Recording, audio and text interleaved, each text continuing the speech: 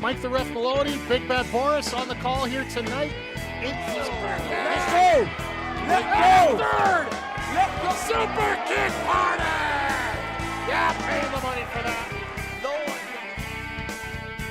And of course, you're gonna get the Coffin spin.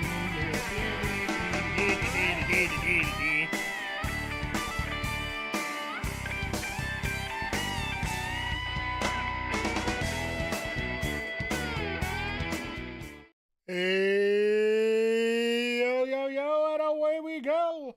Welcome to a Saturday night AEW Collision Sidecast. We are Matt Riddle free once again. It is September 6, 2025. Great to see everybody here today. Hope everybody's having a great weekend. And you know what? It is a very positive weekend for wrestling here. I don't care which brand you're in favor of. You guys have had such positive things coming out over here over the last few weeks here. And especially in the last, 24 hours. Big announcements by both companies. Both of the major companies here in North America. Whether it be the return of AJ Lee over on WWE. Or the announcement that Bryan Danielson's going to be going full-time commentary on Dynamite starting this Wednesday. Either way, positive things are coming out. I know there's a lot of infighting, backstabbing, all that crap from a lot of people. I think people should just be happy for what they have right now. And there is a lot of talk online about a few issues that came up here over the last little bit, and a lot of people just not understanding the value of AJ Lee and what happened here last night. I said it online and I'll say it again here. If you don't understand everything about why AJ Lee is so important to so many people, do yourself a favor. Lay out on this one. Just take a couple days, let people enjoy it, and you can get right into it once you'll be able to find a lot of information about it. So, as we get into Collision here this week, it is a tape show this week. So, if you dig hard enough, you can find the results. I don't dig. I'm way too damn busy. I'm just starting day 2 of 6 in a row here. So. And today was just one of those shit days at work, so.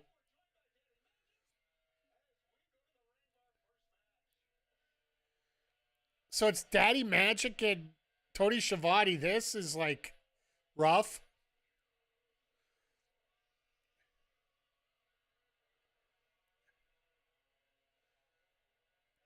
They're starting with Garcia and Moxley again. Moxley, Garcia, didn't that lead off Dynamite on Wednesday? Oh, no, that was Sorry, that was last Wednesday. My bad.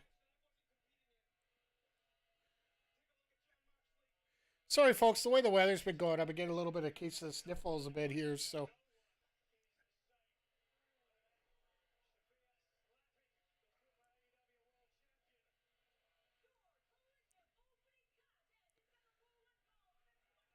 So, yeah, this was part of Thursday night taping.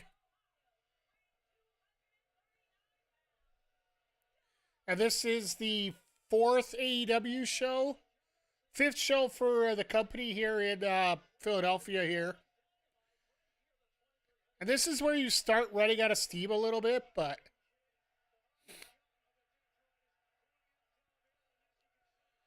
As they're showing a little bit of the chaos that happened last week. I'm assuming we're going to get Gabe Kidd and Darby at the show. Because it really would make sense to have that show up at All Out. If you don't want to do Mox and Darby at the pay-per-view, send Gabe Kidd in there and just make it go crazy that way.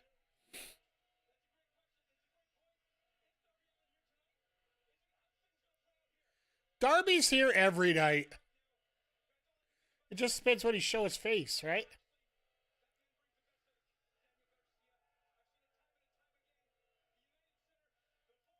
But yeah, we got a hell of a card coming up tonight.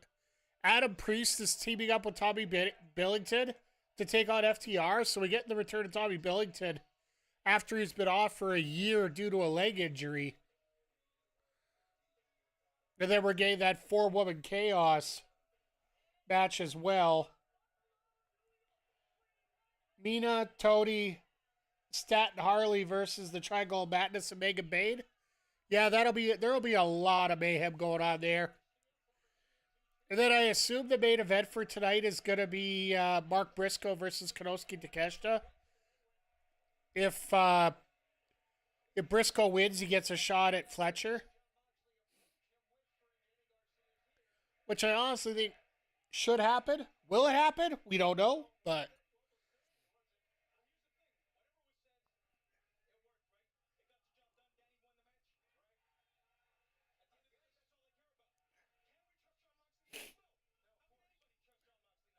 nobody can trust Jon Moxley any farther than throw him.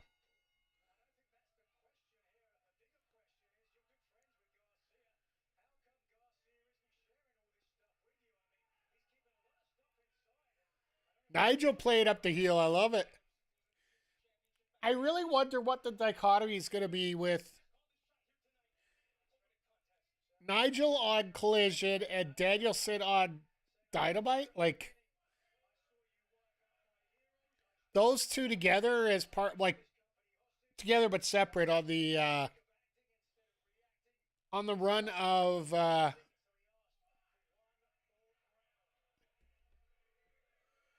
on the run of shows. Could they have a civil war during the shows without talking to each other?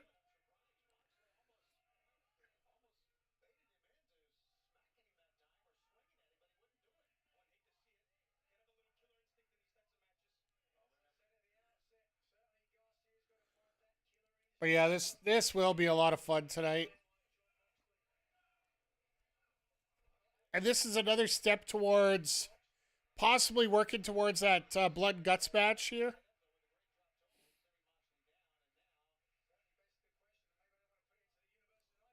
Is he?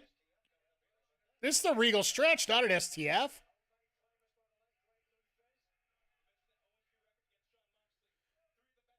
You notice they won't call it a Regal stretch because, Regal isn't with us anymore.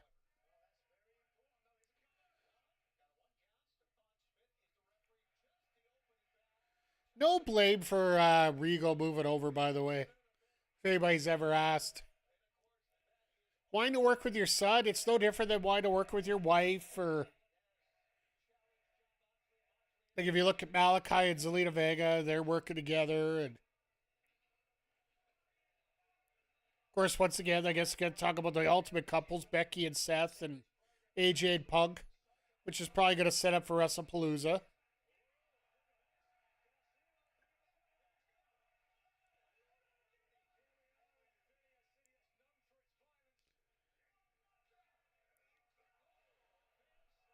Hey, as long as their violence involves the Cowboys losing, which it did on Thursday, I will definitely give it a gold star.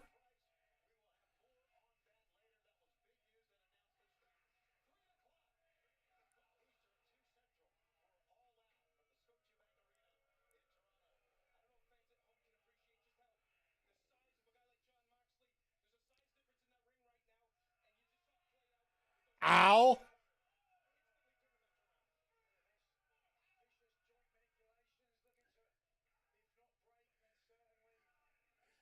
I really do hate joint manipulation as they go along.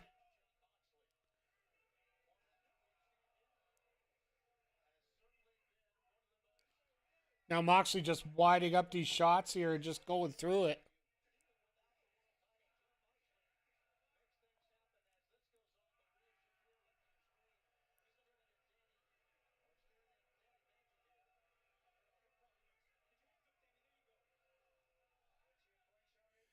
I see how Moxley's gouging the eyes. Well, they just decide to. Garcia decides to try to return the favor, but then realizes, maybe I should cover my eyes up.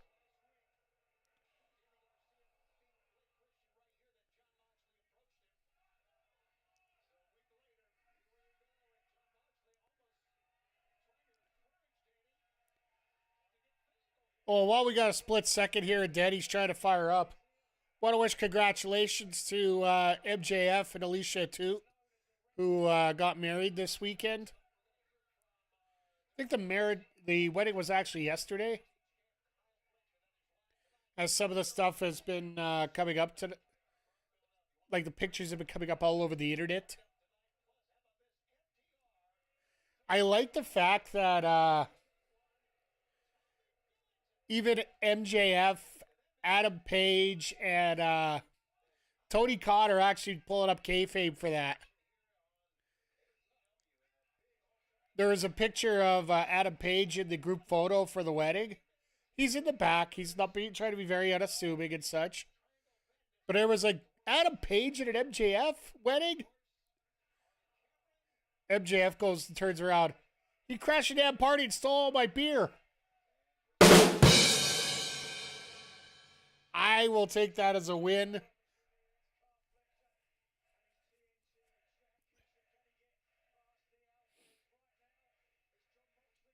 And Tony Khan's on there like, everybody's here to support Alicia. They're not here for Max. Alicia's a fine lady, Mac. Like, I wish they would, if they're going to call her a fine lady, I wish they would see some of the stuff that she did with Richard Holiday in MLW. She can be a vindictive bitch.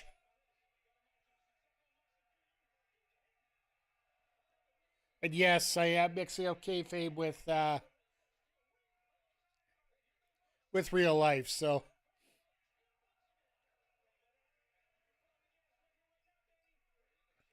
Marina's like, you don't need this fight. Why are you here?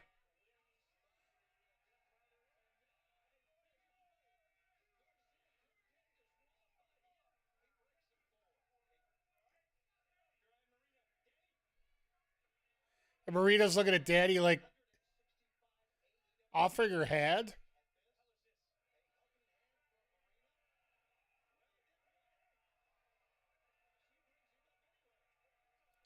Marina just pulls him up and says, get your ass in the ring. Like nothing forceful, just get up and get your ass in the ring. So they're literally doing the same test that they did for Wheeler right now.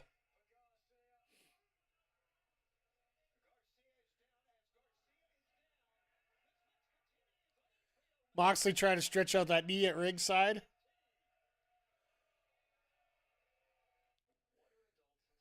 As we head into our first picture-in-picture here for tonight. Are we maintaining... Let me guess, we're going to go half and half on the picture-in-picture tonight. It would not surprise me one bit. But yeah, it's... this should be a very interesting episode of Collision. We are getting... I know a lot of people are a little upset that we're not... we don't have a lot more matches announced for All Out yet. I think we got 4 at this point. And it looks like we're probably going to get Hangman and Fletcher.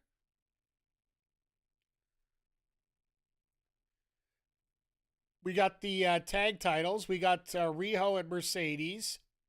Or sorry, not the tag titles. The tag match, CNC Wrestling Factory versus FTR. We have Rio and Mercedes. We have the Hurt Syndicate versus Ricochet and the Gates of Agony. And we're going to get some sort of derby match with somebody here. So it really could go any way for that. So once again, everybody, just thank you for being here. Whether you're watching live or watching on the VODs, always appreciate you being here. And it's going to be interesting to see what happens with this Tommy Billington and Adam Priest team taking on FTR. Is it going to be a mop-up? Because they're really advertising it pretty good here.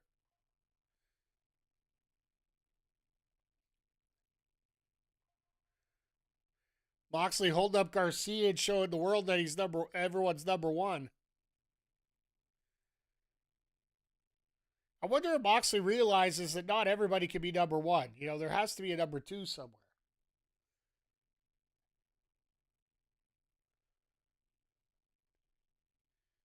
But it's been interesting this last week here. There's only been 4 matches on the card, and it hasn't felt underbooked. Yes, there's a lot of wrestlers that don't get the opportunity that they probably should here, but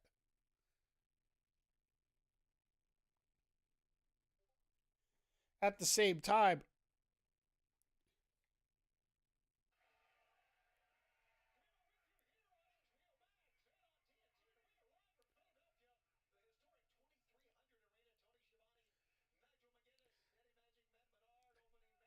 I am loving this so far. Like, Moxley is getting a workout out of this.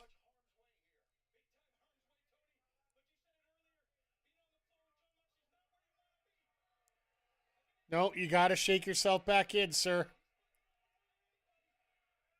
Right now, we got Garcia and Moxley going on once again, a rematch. Hey, Bray, good to see you.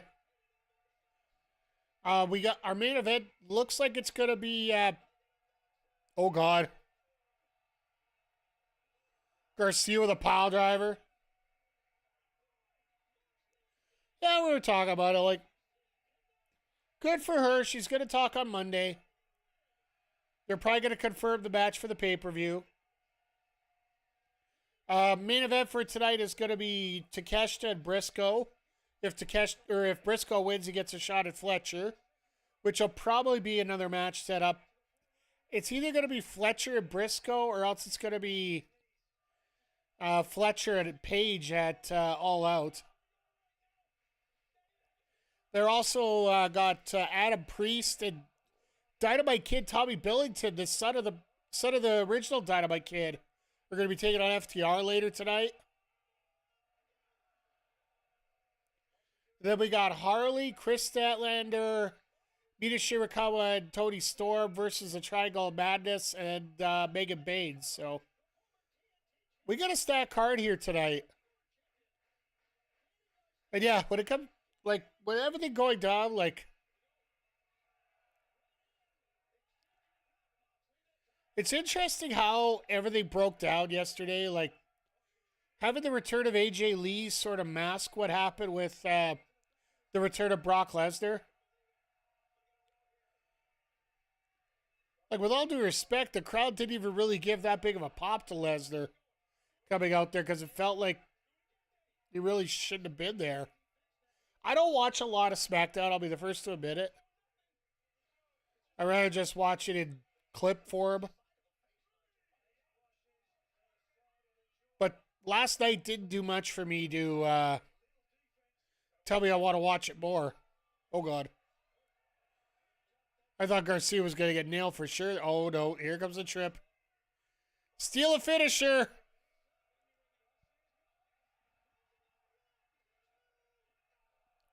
Moxley didn't kick out properly. Oh, that was funny.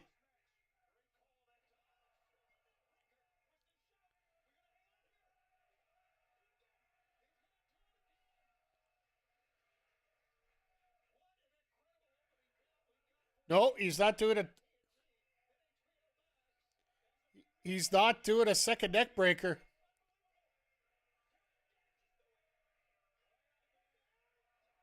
Damn. Garcia getting a shot here.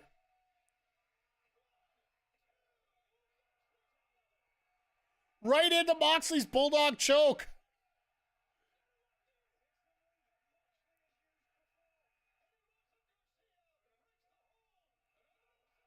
Oh, there's a Death Rider.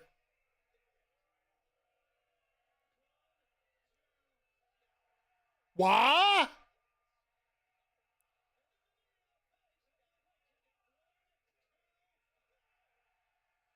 And now Moxley's got the choke in. All right, well, that worked for a minute. Can Garcia swing out of this? Like, realistically, how? There you go. There you go. Got the Dragon Tamer on. Let's go. Hey, Zodiac, how you doing tonight?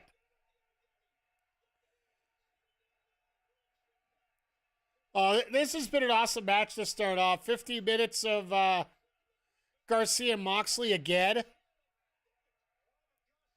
And it looks like Mox might actually tap here at this point.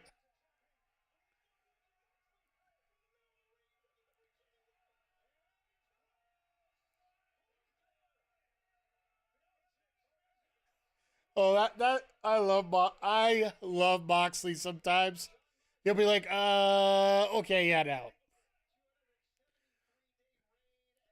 Just got home from dinner, stuffed and paid too much, and yeah. I hear you. I literally got home. It would have been 6 o'clock your time. Normally, I could slough off work a little bit early, but today it was just stupid. Like every dumb thing a cashier could do,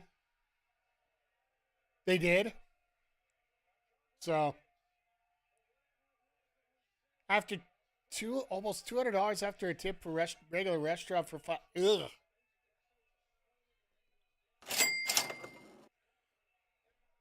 And people ask me why I don't eat out a whole lot. That's why, as I always tell you guys, first Tuesday of the month is a little hard for me to stream. Because, yeah, that 15% off groceries means a lot.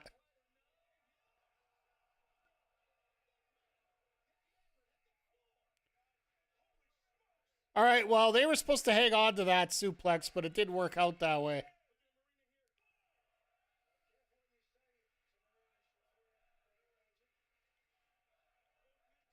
But my oldest son's birthday, that's fair. As long as you're not doing it on a regular basis.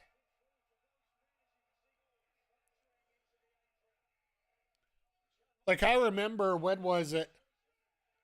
Oh, it was all in. It was all in. That's what it was. I was too tired to cook after that show, so I decided to order skip the dishes. I ended up getting a burger and a pizza and order of dry ribs. And they threw in a free poutine for me.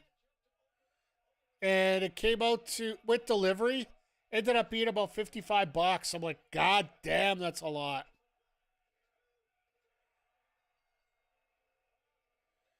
Moxley steals it again. Literally stole it like a thief.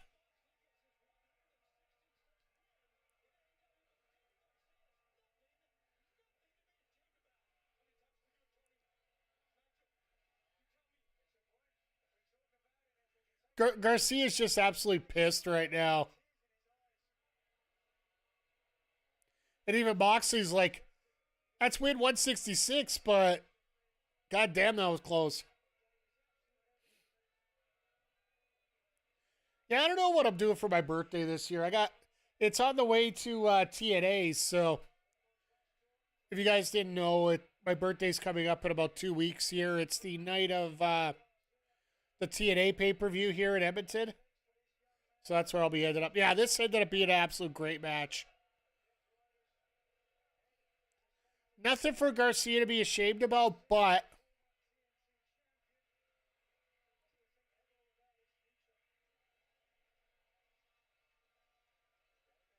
Marina clapping for Garcia?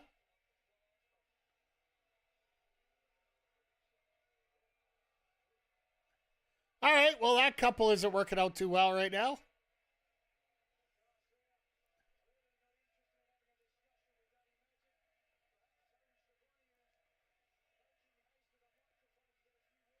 Garcia all pissed, but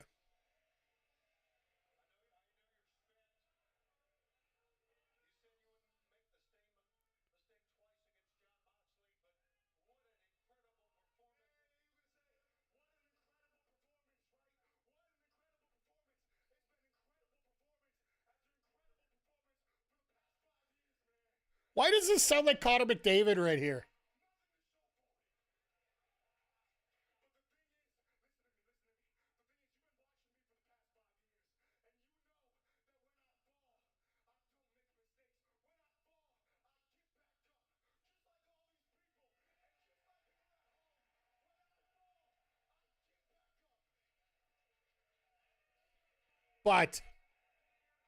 But there's always a but in these.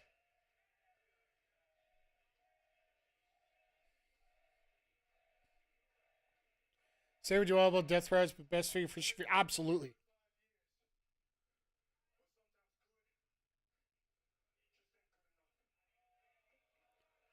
The hell?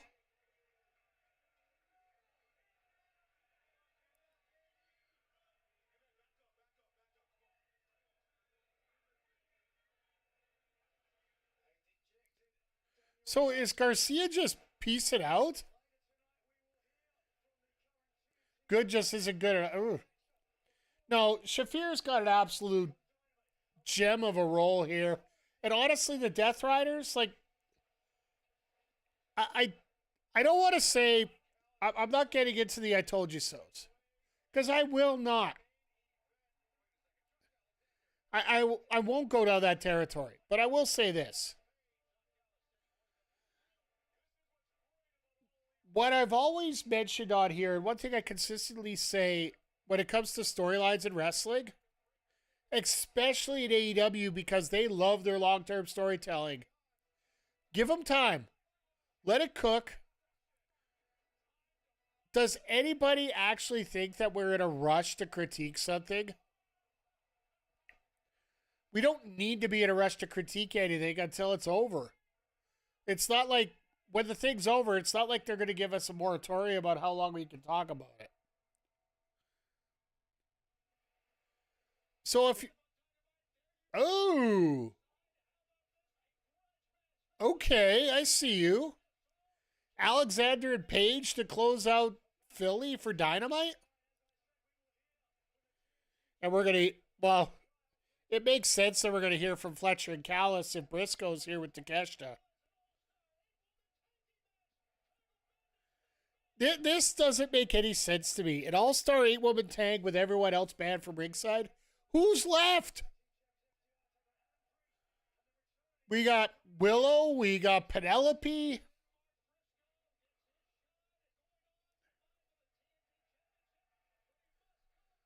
I really want Briscoe to win this, but do you want Takeshita to lose his momentum going forward? It's sort of a mess here. But no, when it comes to stories like the Death Riders, when it comes to stories, hell, the Adam Page storyline just it took forever to get through it. But once it went through, a lot of people are talking about it being the greatest story that AEW's ever had. As they go into full commercial break here. But yeah, AEW is famous for their long-term storytelling. And yes, there have been some clunkers. Don't get me wrong. Like, AEW is famous. Every promotion's famous for having some of those storylines that just aren't hitting. And some of the way things have played out, every promotion has a problem with it. With the fact that some stories don't work out and some work great. Like on this side here, you can look at quite a lot about what happened with Saraya, and ultimately it might have led to her release and whatnot. And on the WWE side, look at the New Day and see how their gimmick went right now with the heel turn and just turned into absolute nothing. Like, nobody's innocent. Nobody's guilty. But do yourself a favor and give it a little bit of time to cook. Because I know right around just after Moxley started winning as much as he was, a lot of people are just shitting on Moxley completely. This is horrible. This is something that we don't need to see anymore. But ever since All In, it almost feels like Moxley's like one of the most entertaining parts of Dynamite going forward. Now that he's not champion, he's just going out to rip people apart. People hated the Bloodline for absolutely. By the way, Michael, thank you for the positive feedback. Appreciate you. Yeah, a lot of people hated the Bloodline, and the Bloodline became the biggest storyline. Now, did it outlive its welcome? That's subjective as well. And right now there's a Bloodline 2.0 and 3.0 from what I gather. But at the time, like right up until 40, like it was one of the ultimate heel stories. And same thing with the Death Riders. Like they were that unstoppable force until you got to All In and the Ops decided to take out the trios titles and make them their own. And Hangman and Moxley quite possibly did one of the best storyline finish, like overall AEW storyline finishes in the history of the company. A one-on-one storyline finish. There's many different ways you could go with that. Like I know Zodiac, your favorite's the Fletcher Ospreay steel cage match in terms of a match that told a hell of a story.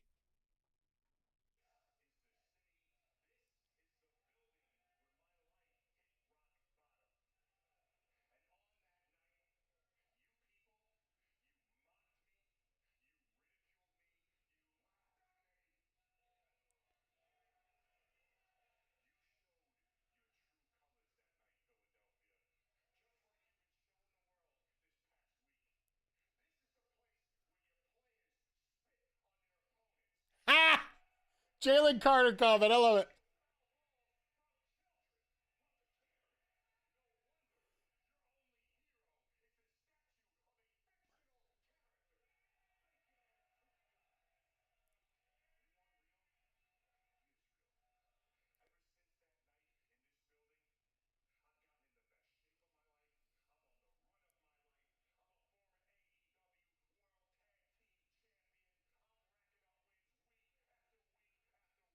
All right.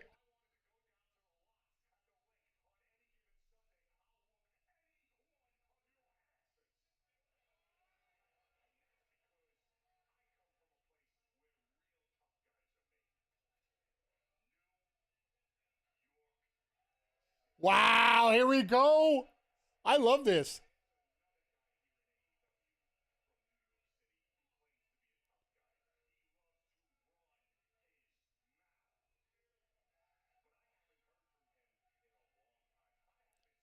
No. No.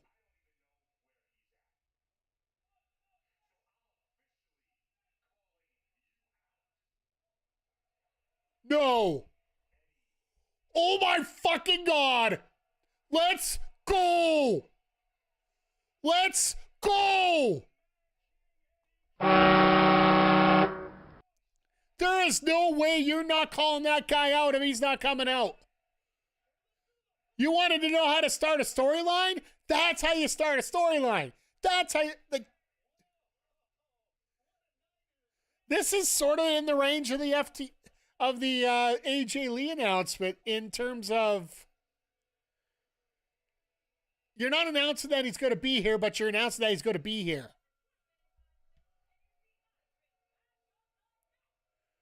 Why does Stokely have the nose guard on? Is he deciding he's going to try to become a backup running back for the Eagles or something? Granted, if he hangs out with FTR, he'll end up being at North Carolina, which, probably could use any help that they could get.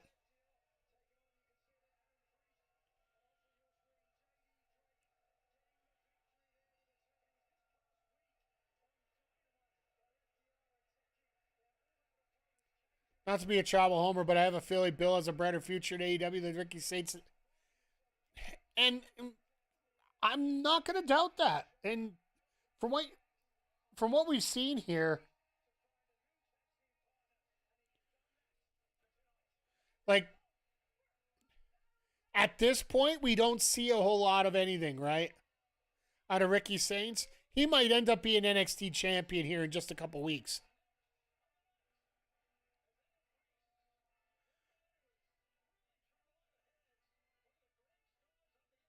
They really wanted to make sure they got Tommy's song out.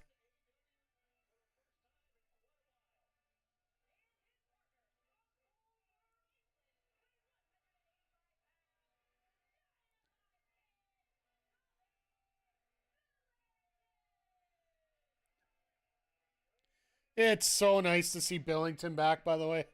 But no, I honestly feel like when it comes to Bill, it's not just the fact that he's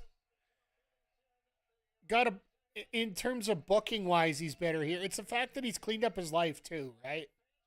Like there are other circumstances that have led to the position that he's in. And the fact that he's calling out Eddie Kingston, you know that's got to be a lot of trust to do that.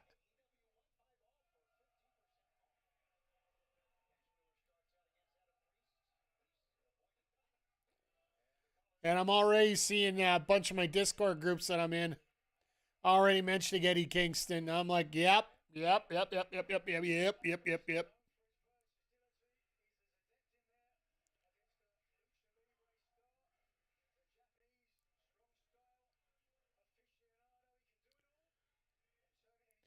But this should be a very interesting. Like, Adam Pearce is about as close to, or sorry, Adam Priest. Sorry, didn't want. I shouldn't have brought up the former NWA World Champion there, but Adam Priest is about as close to signed as you can get.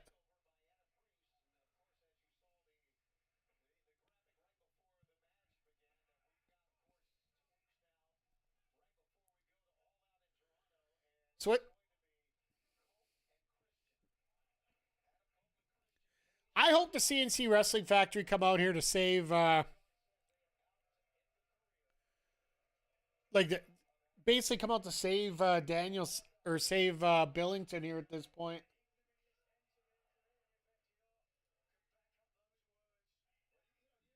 Oh. Sorry, just got a notification on Twitch. My bad. But Priest and Bill. Oh.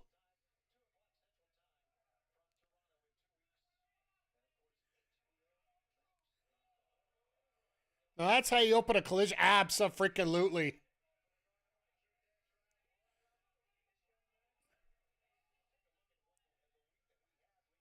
I'm just looking at everything going on here. Like, September to Remember, we're getting 3 hours next week, and then we're getting a pre-show at noon on TNT and HBO. I hope that somebody's covering it.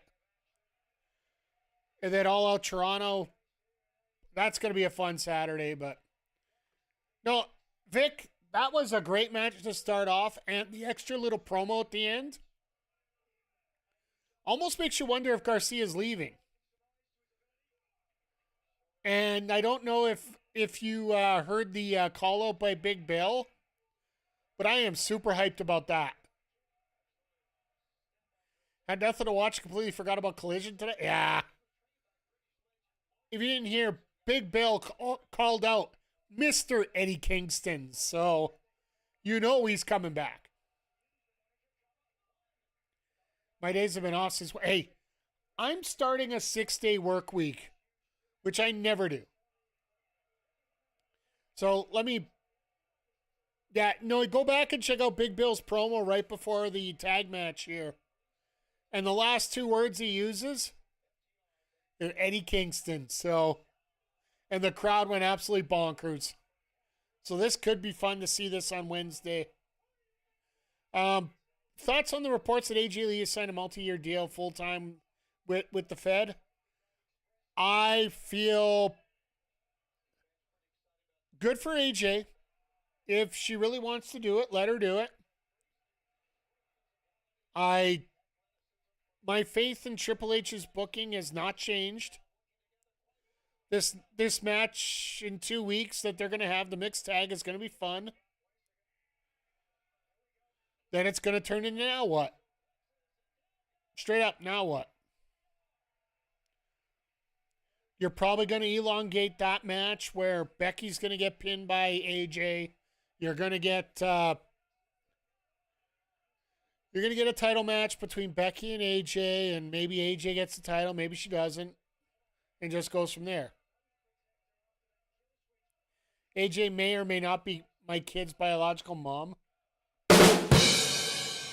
I'm pretty sure a lot of people are saying that right now. And Garcia, I think he did sign one last year, by the way. Hopefully she has a better showing than Bella. Well, you also got to remember, AJ has been working as an, whether it be on the set of heels or not. I think it was heels or stars or whatever that Stephen Amell show was, or she was dealing with that Glow. She was an executive producer for Glow, so she's been around like backstage, and I guarantee you she's been doing work in the ring.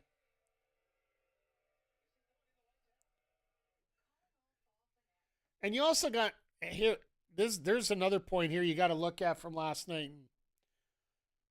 All the power to her. I think she has to. She has the claim of having the best abs in WWE, taken away from Ludwig Kaiser now. Like, she looked in phenomenal shape. So, once again, you know, it's great that she signed, whether it's a full-time deal or a full-time Legends deal, whatever. I'm happy for her. As long as she's happy, I'm happy. If it ends up being a good storyline, great. If it ends up being crap, well, like I said, never speculate too early about this stuff. Let it play out. Then we can critique the hell out of it after it's done. There's nothing stopping us from giving them shit because it was one of the worst storylines ever, and we could throw it at them after it's all said and done here. But let it cook. Let it cook. As much as I don't like Triple H's booking, I personally feel that AJ wouldn't sign and Punk wouldn't let AJ sign. Not that he has any control over her whatsoever, but unless she thought she was going to be in a positive situation. What does AJ actually gain by being out here besides money?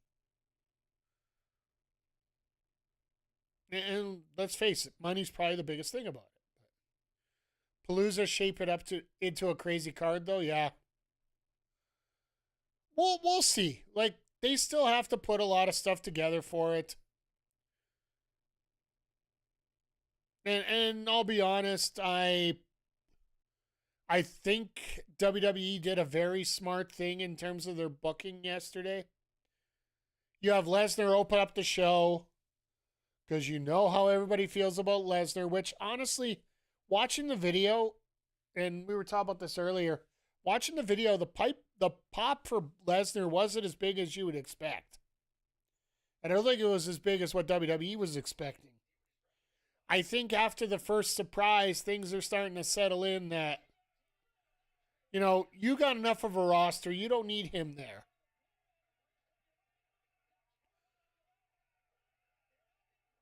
But Lesnar Cena will sell tickets. Like, let's not even kid ourselves. And the fact we're going to get to watch both shows without any real issue, you might end up missing the first match of the night. Because AEW is going to AEW as always. And Billington just going nuts here off the top.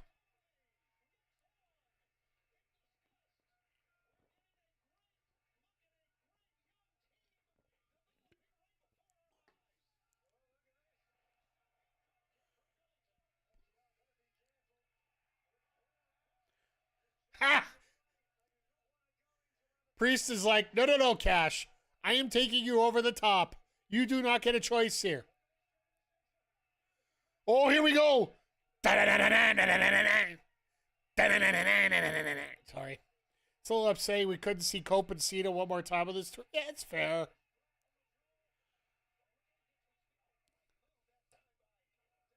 Zayn and Cena was amazing. Absolutely, it was. And honestly, playing all the greatest hits, making sure you get a Kevin Owens spot in this match was actually really special. My God, FTR is just making Billington and Priest tonight.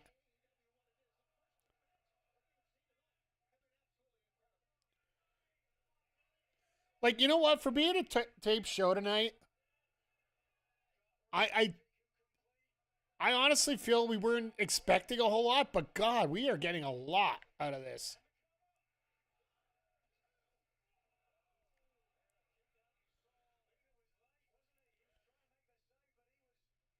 This is live. I thought this was taped because they're doing an ROH there's a different promo going on right now. Get that Owens debut with Cena still a favorite. Yeah, like how Owens absolutely stopped Cena. Yes, they're gonna put the live up there. I don't believe it to save my life.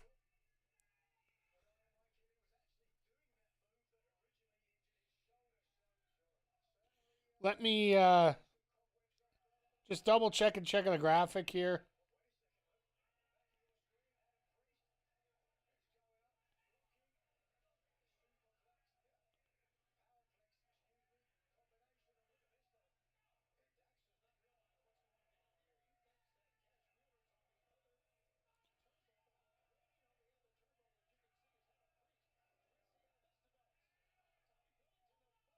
Because the days they were listing were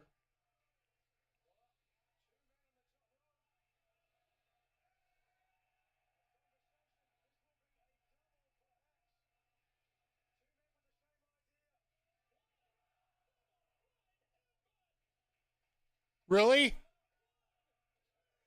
And Cash just barely makes the save there.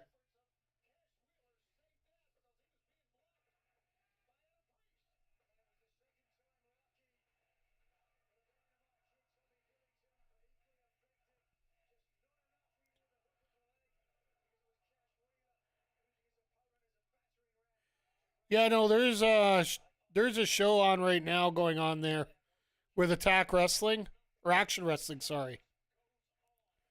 Action the Wrestling ROH.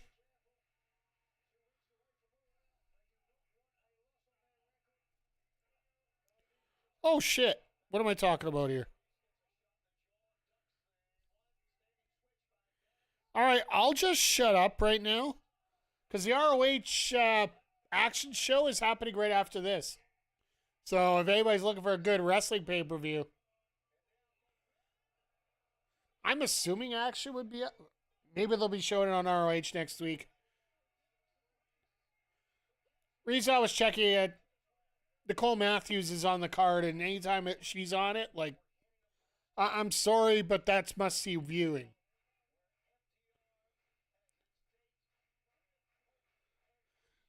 Like, if Nicole actually got around to it, I think she would fit in perfectly with this AEW roster.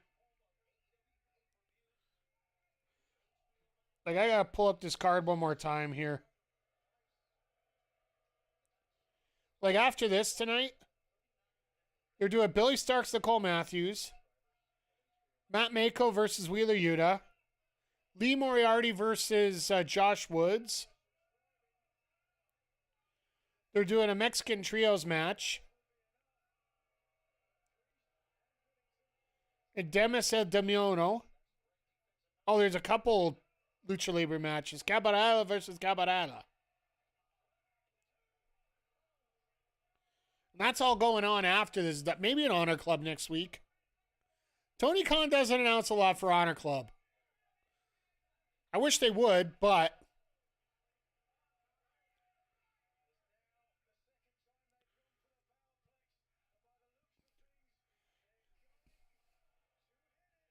there's the power and there's the glory.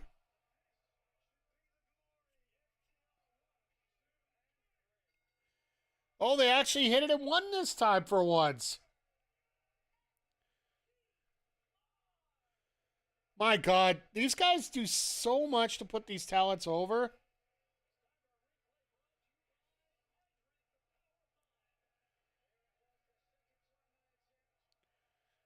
Like, I don't know if you can watch it tonight. It's probably going to be taped They probably don't have it live, Vic. Like, that's just the way they do ROH. The Gargano stretch.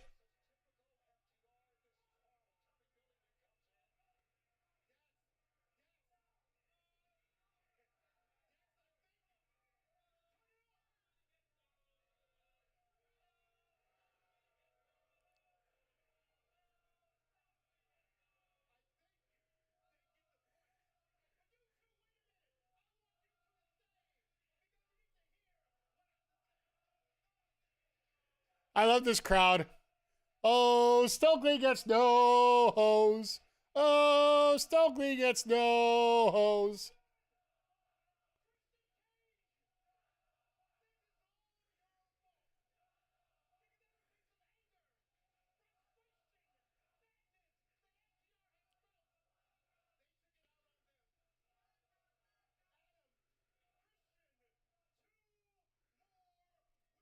You know they got to come out here, right?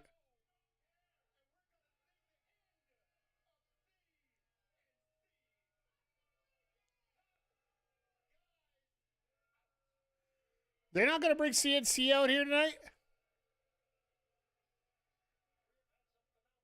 It would be nice to see CNC, just break this up and start a new Pier 6 brawl.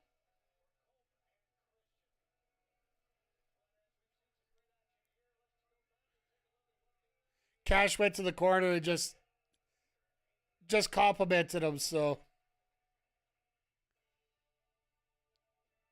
Is this a I missed it. Oh my god. The what in the total recall? Oh my god. Is that Jesse Ventura?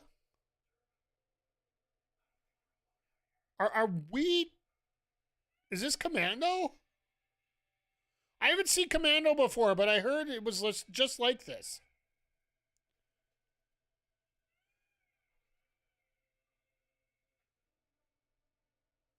The governor. Hey, Jay Quick, good to see you.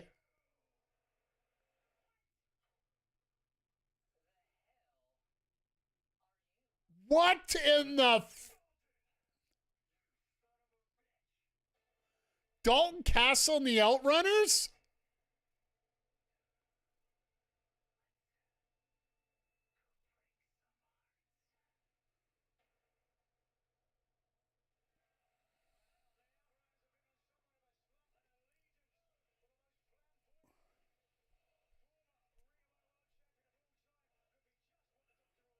We're getting a holy S chant out of the crowd.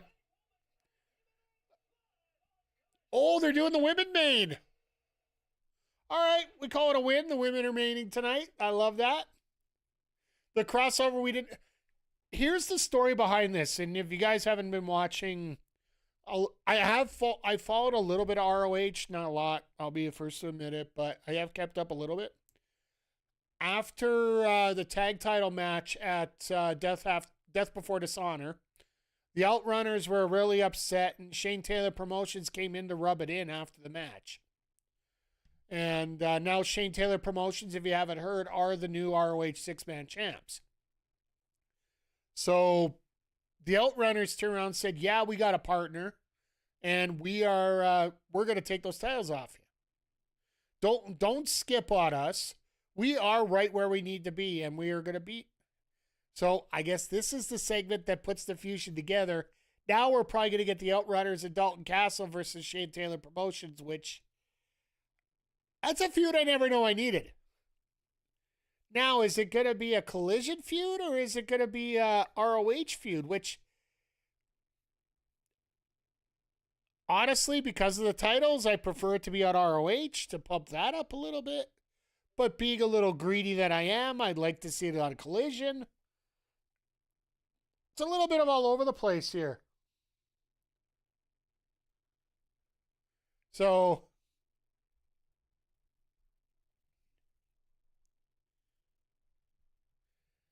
I in terms of rivalries right now, like we are starting to fire up a little higher level right now, but it makes me interested to see what we're getting here. But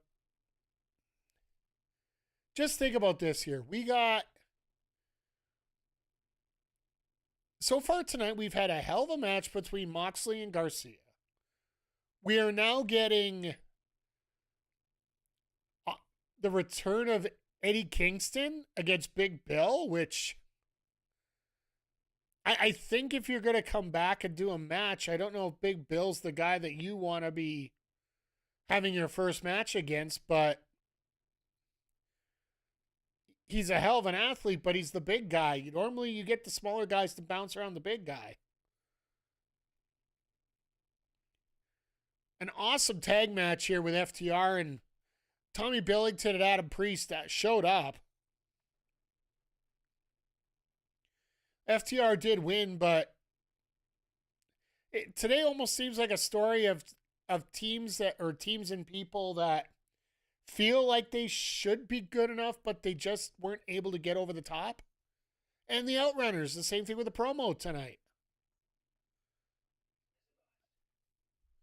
As they just came a little short to their title match. Oh, Mox.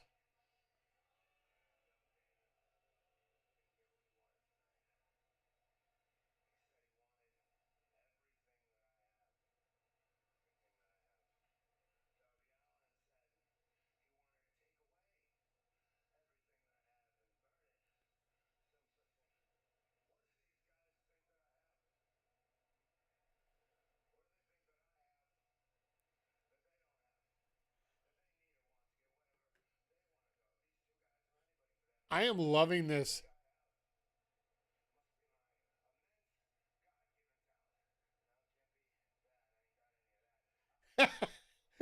Moxley, I don't have any God-given talent.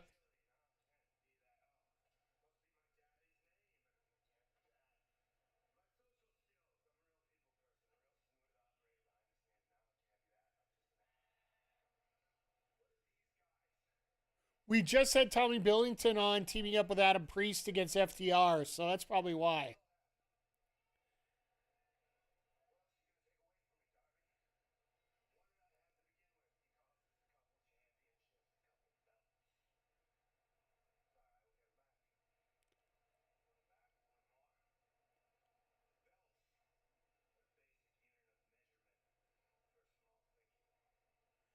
I love this. I love this.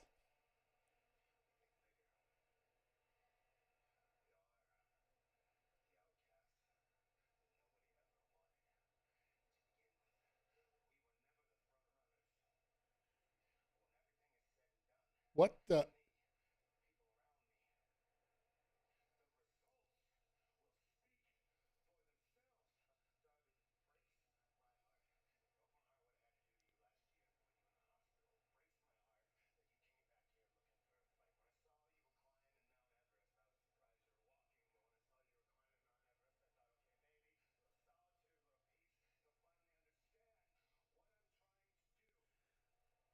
Moxley, like, this is.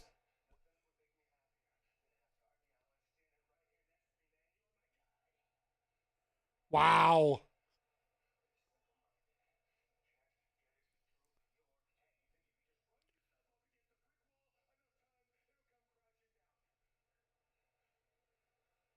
Yes, he said belts.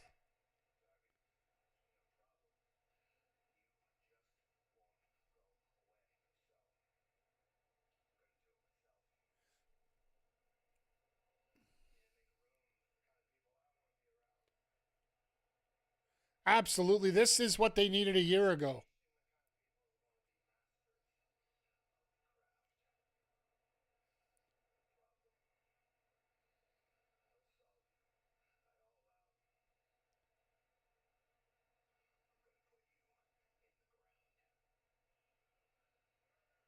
All right, we got Darby and Mox now for All Out.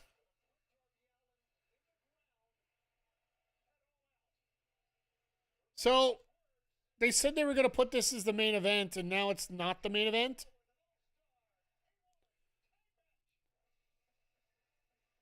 All right, well, I guess we're not having as the main event, which makes sense. That's the only thing that makes sense out of this. I will say it before, I'll say it again. How are you banning everybody from ringside an 8-man tag? The hell's the difference? What, 2 and 1? 2 faces and a heel aren't allowed to come in?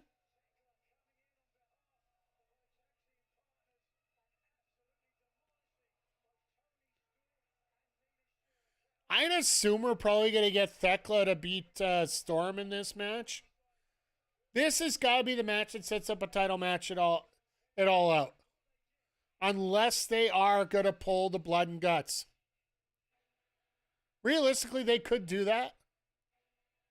Oh, sorry, Zodiac. I got to... Let me start catching up here.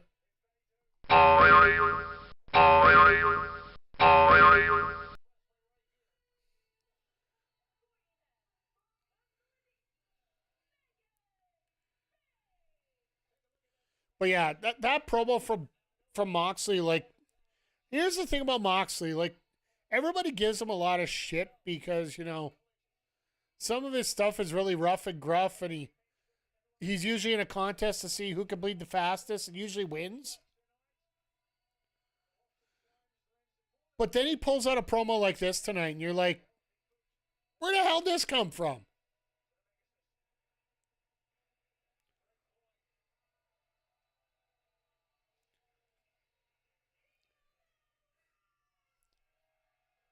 Boehner moment? Yeah. Boehner moment.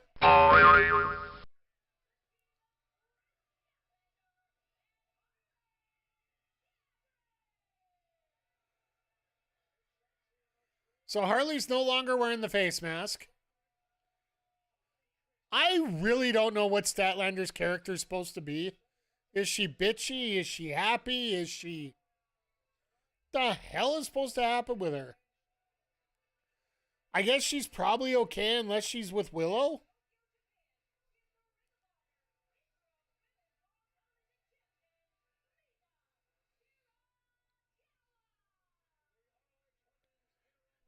I love the fact with Mina. It just reminds me of the story that she was allowed to do this, not do this dance for one night. Well, a lot of people are asking what the Death Rouse goals were, and it was fair. Moxley, he did answer it, but it was very cryptic earlier. But now it's a little more streamlined and straight together. And the fact that I'm actually glad that they didn't do this promo while Moxley was champion, because do you really want your champion of your company in a promo saying that your title means shit? Do you really want to see that? No. And that's essentially what Moxley was saying there. Like, belts, whatever, belts. I'll get a belt whenever I want. And I'll be honest, that whole belt trope, with that's a WWE-ism. Oh God.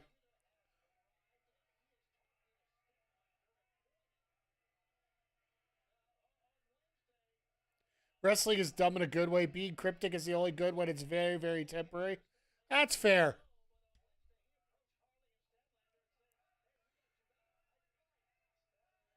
Wheeler, get the hell out of here. You're like a bad stalker. Get.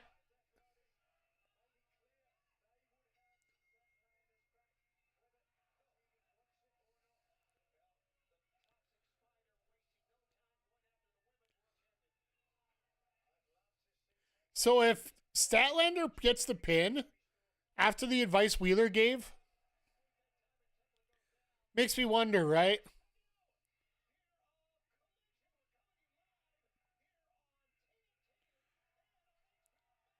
You almost got to think that the women are going to get a little extra time tonight just because they only have one other match scheduled after this. I'm assuming we're going to get one more match or one more promo added on top of it, but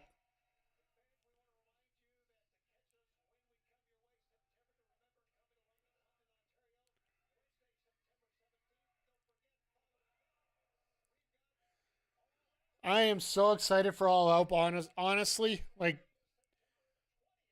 pay-per-views are special in Canada.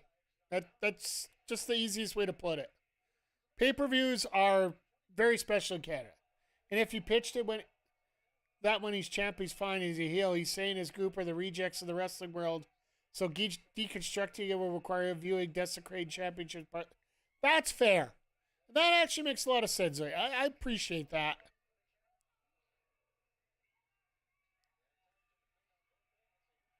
In the world, like, I guess you're never going to win the world of the IWC, but I think with the IWC, as soon as you say something, no matter how much you try to explain it, it's going to get boiled down to the lowest common denominator.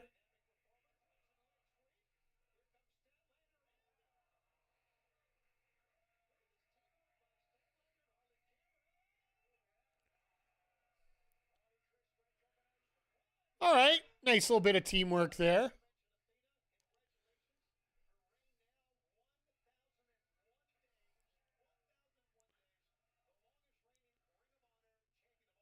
Is it bad that sort of, congratulations, you got 1,001 days, Athena. When are you losing a damn title and coming to the main roster finally?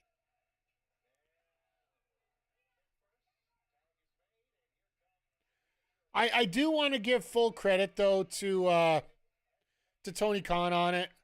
I understand that it sucks the fact she's not on the main roster, and it's like she's not full. Well, she says she's full time, but she hasn't been in this position yet, and she still has that title. Tony Khan's going to make her lose the title. He's literally going to make somebody pin or submit Athena. So I don't think they need to tag in Sky Blue at all. She's good. Yeah, of course. Of course she'd say that. On behalf of you, Vic, here you go.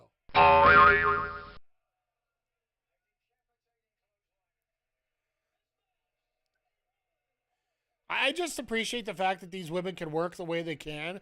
So those jokes can be there, but we all know that they all can work. That's a little bit of a difference between now and 10 years ago.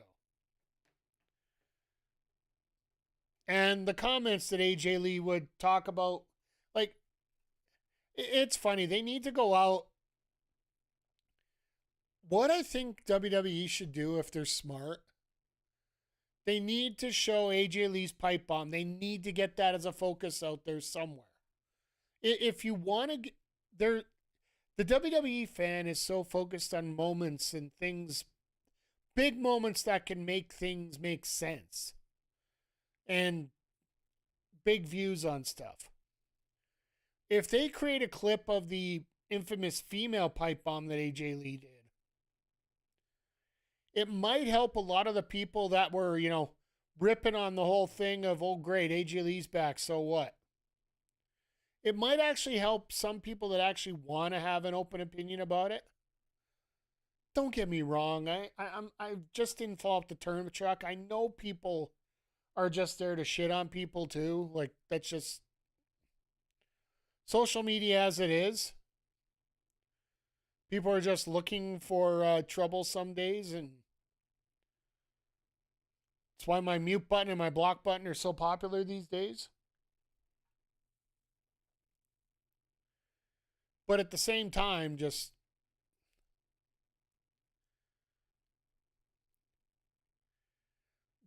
my opinion on how you can make things make a little bit more sense for everybody and get a little bit more emotional investment from a lot of new people about why it's so important to have AJ Lee around. Sort of like here, like I eventually think they're gonna have an out of control brawl here with these women that they're not gonna be able to have the extras break up.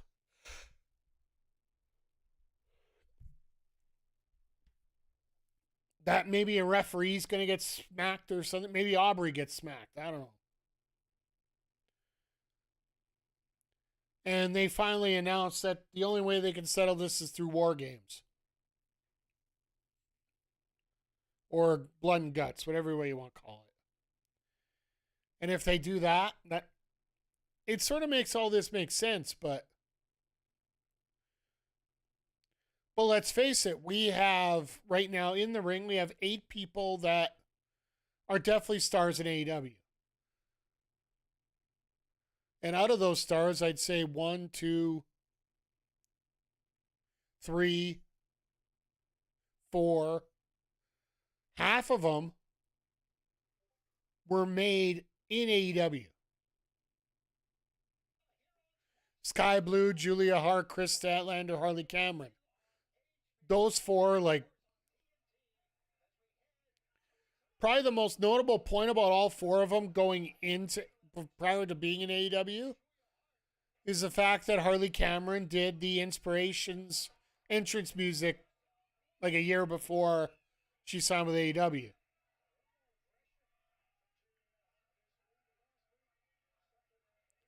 And to this day, they're still using that music, so.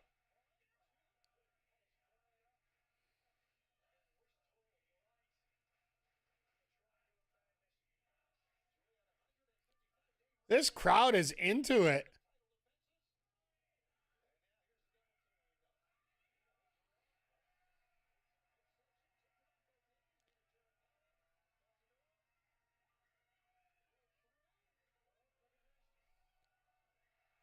Okay, that was a little bit choreographed, but it still looked cool.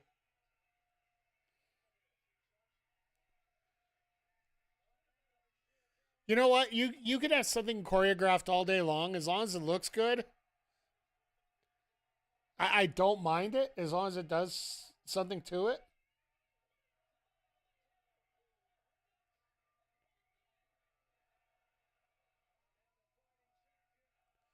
Oh, here we go. Tony going nuts. Yep, there's Tekla changing everything. Oh, God, there we go. Nice try.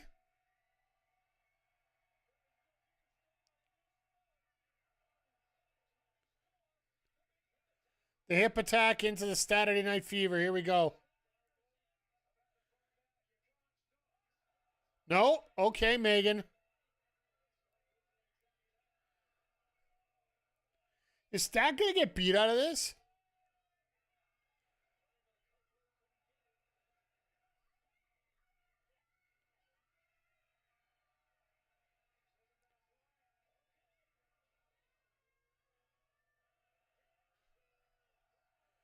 All right. That's some very interesting Japanese translation. Oh, sorry about your luck, Sky. We got a new tag finisher to finish up here.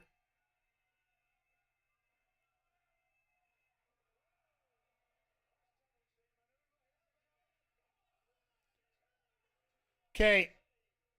I got to see that from a different view to see what Harley actually did there. She trying to do a sling blade out of that?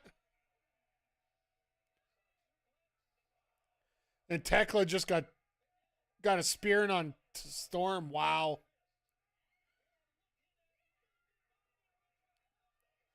And Bane just said nope.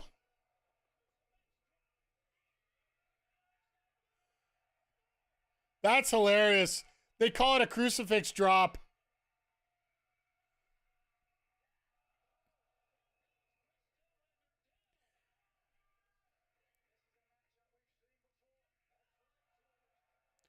Oh my goodness. Here we go. All these ladies going nuts on the outside. Oh. Every time I see Sky Blue in the ring, I'm like, well, this match is about to end.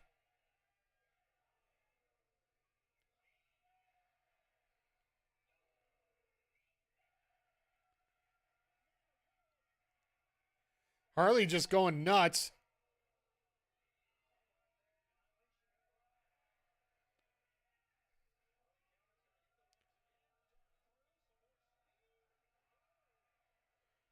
Double hair mare. And everybody's down. And this crowd is going bananas.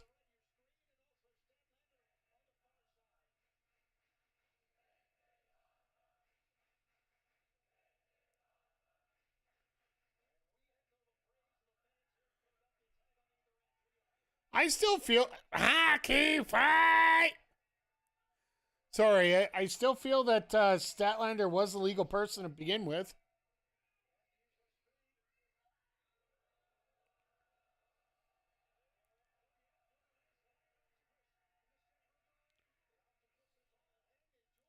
Julia looking for the submission here? Could she actually get it? I would think Statlander would power out of this, but...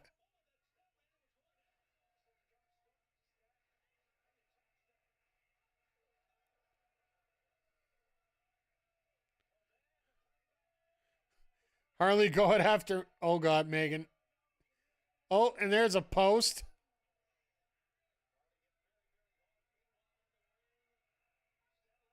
Yeah, that's what I thought. Oh, Julia falling out of it.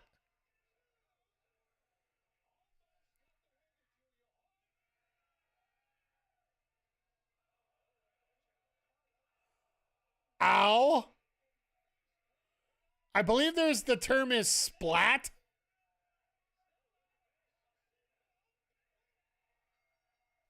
Um, um, um, um.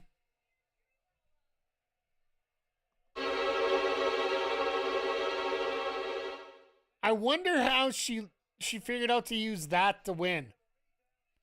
I wonder how she used that move, that particular move, that seatbelt. That I believe that belongs to a finisher of somebody we saw earlier. This is starting to tell the Death Rider story once again, or the Death Riders 2.0. It almost makes you wonder if Moxley's trying to recruit Garcia and maybe he's trying to get rid of Yuta.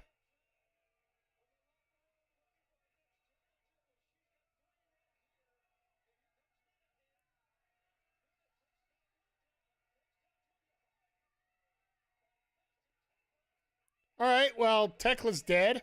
Oh, never mind. Still 3-on-1.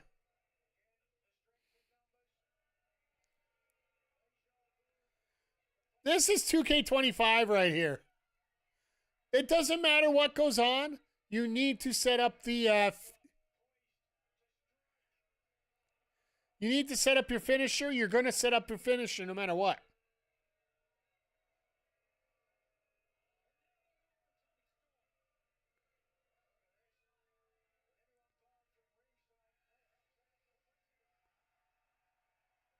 And here comes Jamie.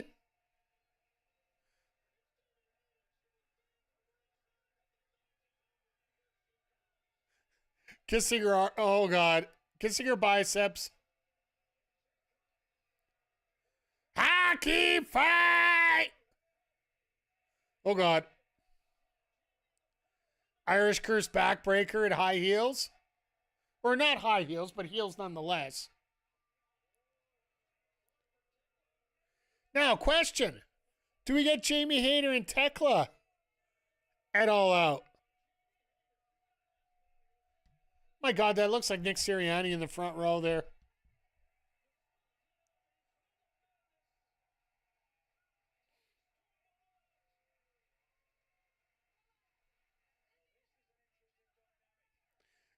Tekla's like, let me at her. Let me at her.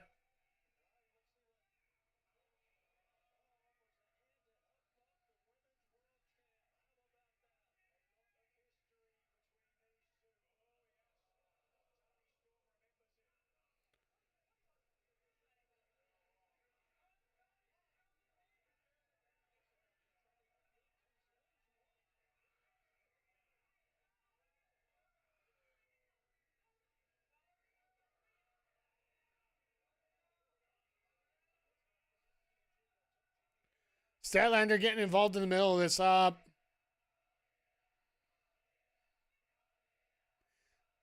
here comes the crowd.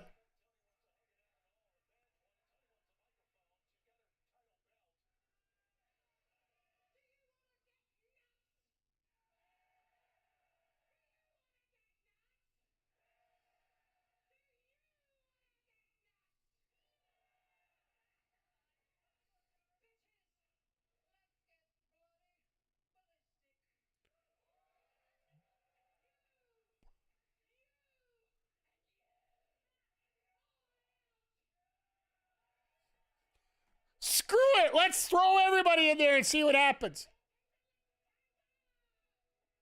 Let's throw everybody in there and see what happens. So Jamie could get her title back. Statlander could, either go off the deep. She's like, I wasn't looking for a title match, but all right. And Tekla's like, I want to murder somebody, but just give me somebody to murder.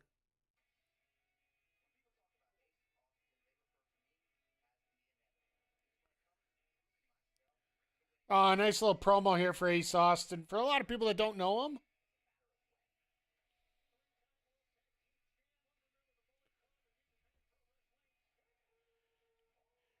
I don't know if you even want to mention Bullet Club at that point.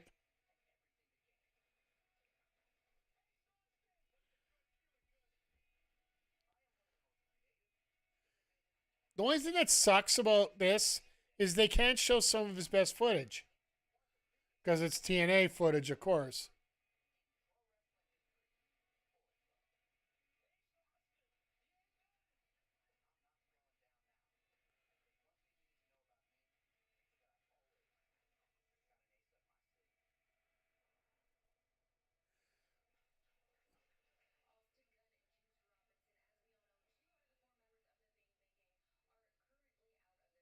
And it looks like Jay White's going to be a 2026, maybe even a 2027.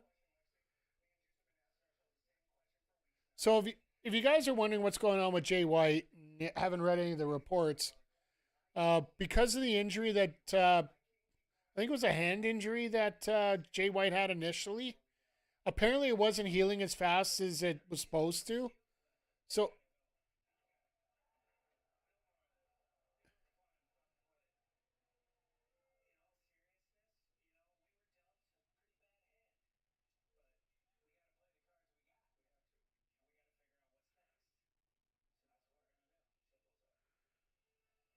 So we just talked about Ace Austin, and he's talking about playing cards and playing the hand that he's dealt.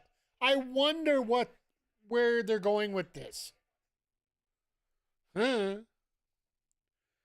But no, Jay White, apparently his hand isn't as healing as fast as he wants it to. So he was actually dealing with a shoulder issue this whole time. It's sort of like the same thing that Swerve was dealing with. Like, it's not going to be horrible, but it needs to be dealt with eventually. So Jay White basically just said, look, let's get the work done. I do believe there was surgery involved.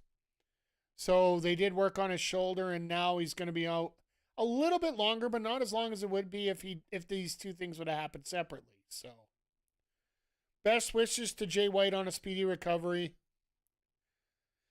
And in terms of Colton, like, this is going a lot slower than they thought it would, just because they technically did want to hold off on the Gun Club match in the tag tournament because they thought Colton was going to be able to come back.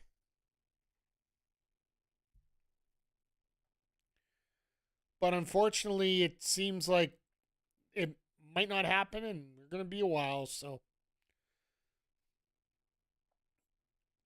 it sucks, but you know what? If Juice and Austin are going to run a different way here, and maybe bring in Ace Austin as a third, I wouldn't be completely opposed to that. It just seems way too coincidental that they have the promo and then they have the Gun Club video. Or sorry, the Ace Austin video, then the Gun Club promo, whichever way you want to call it. You know what I mean, right? So, but now we're going to get Fletcher out here, and he's going to jibber jabber a little bit, and then maybe even Briscoe interferes, and we start with a half-hour match with Takeshita and Briscoe. Could they give us half hour? Wouldn't surprise me.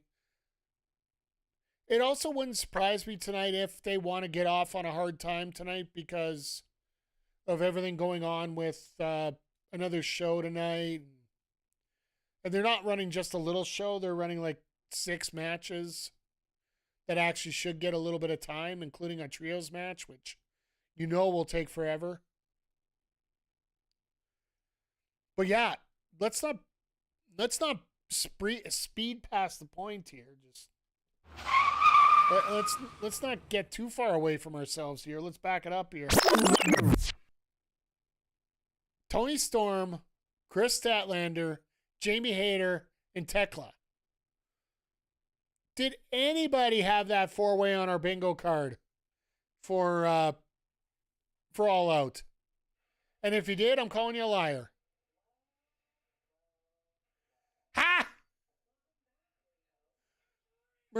Mercedes wearing a Bruins jersey. Ah, girl.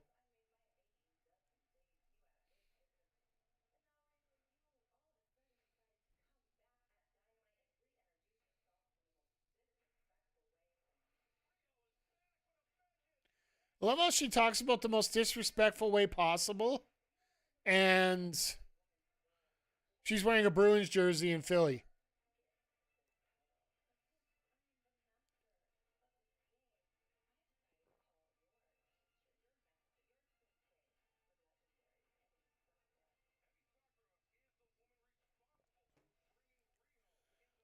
So, are we going to get Emi Sakura versus...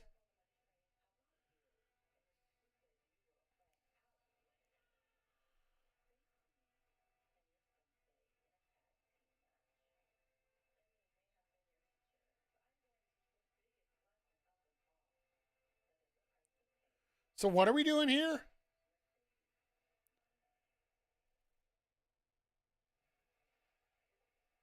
Mercedes and Emmy versus Windsor and... it's going to be a lot of fun.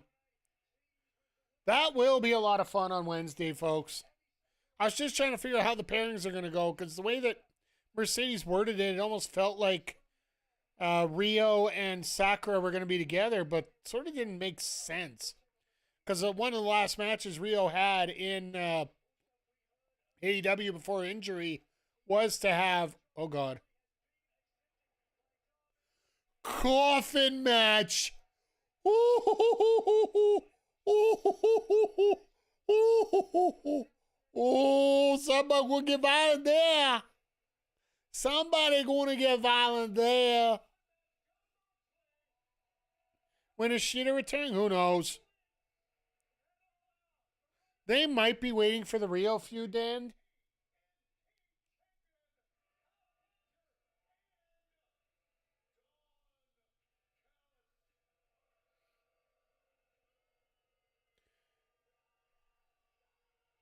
There's a possibility it could happen anytime, Nats, right?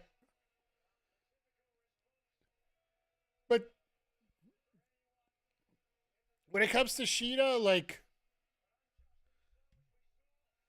I don't know if she's filming stuff or if she's fully all the way back or what the heck.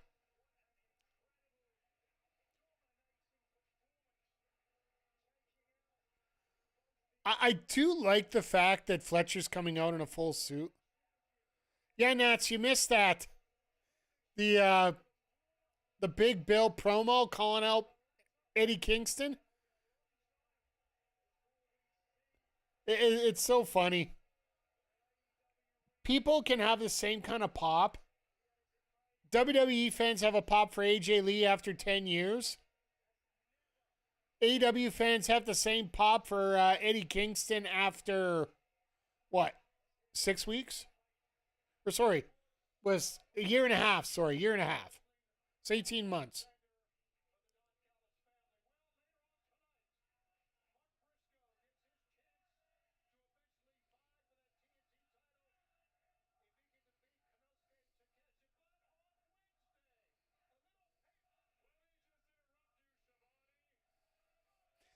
I love Shivani. He's like mocking him.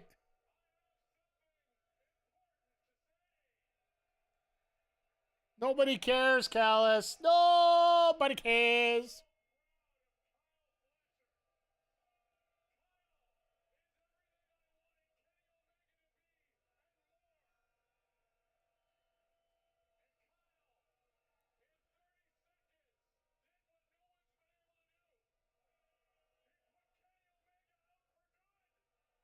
I don't know if he's out for good. He's going in for surgery and doing some stuff in Japan, like getting his visa fixed up and whatnot out there.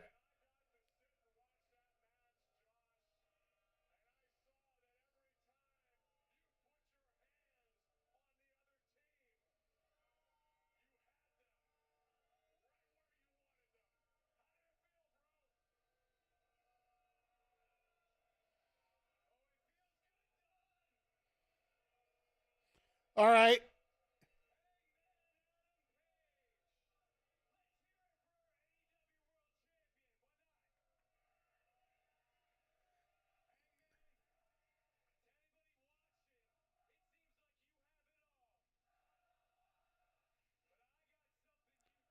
Uh-oh.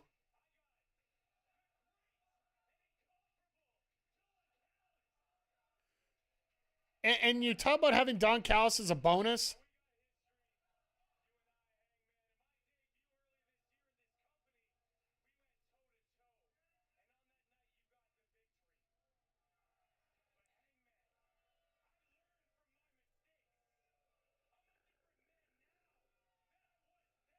What is he, Doomsday?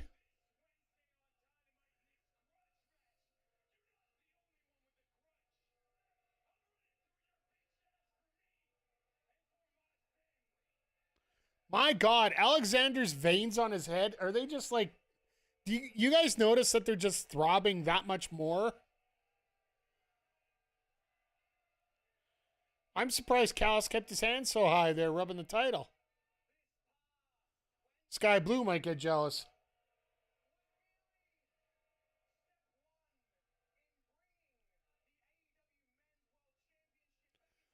Hey, can I please give Kyle some credit right now? He just said men's world title. Put some respect on that women's world title.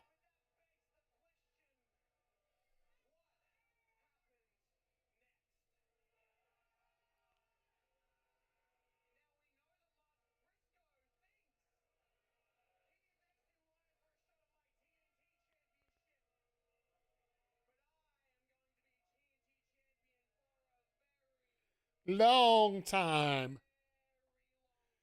All right, Fletcher.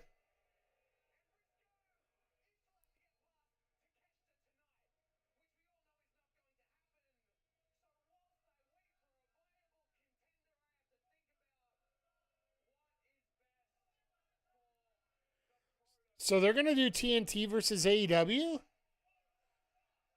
I I don't mind this. They did it last year.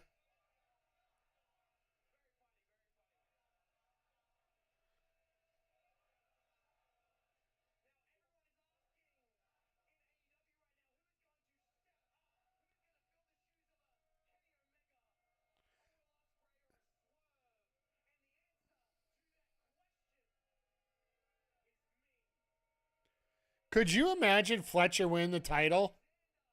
I think he will eventually.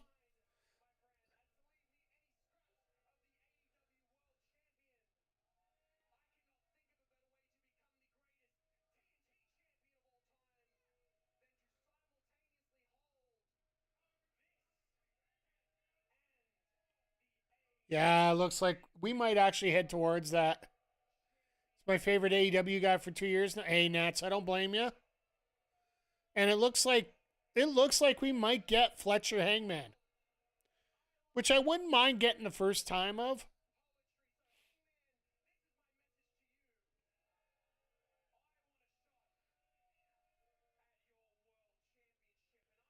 Second?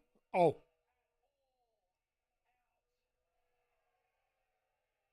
that's right. That's right. That's right. Because I thought it was gonna be Fletcher Osprey. That's right. My bad.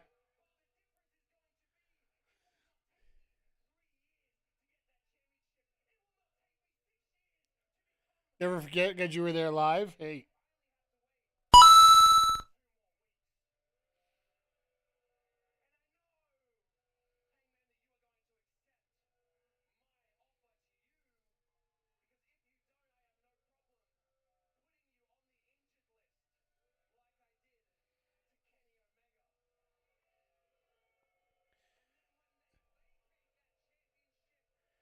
I want Fletcher to win it all. Hey, be interesting if he did. I still think MJF wins that title off of Hangman. I think we might start getting a little bit of a whatever, however, be a redemption story. Well,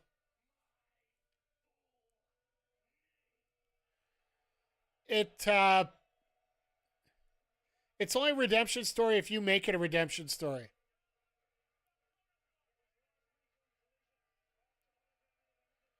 Fletcher's got everything though. I just want him to win it off Ospreay personally.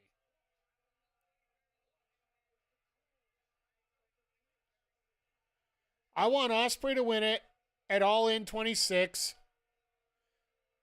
and give it to Fletcher after that. But oh, here we go. This is the virus again.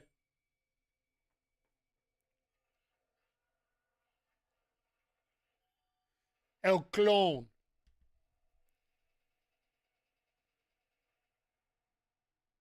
Soon. Thanks for that.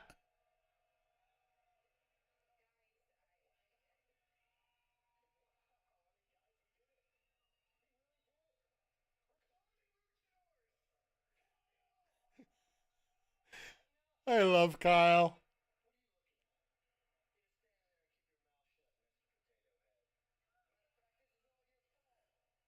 Yeah.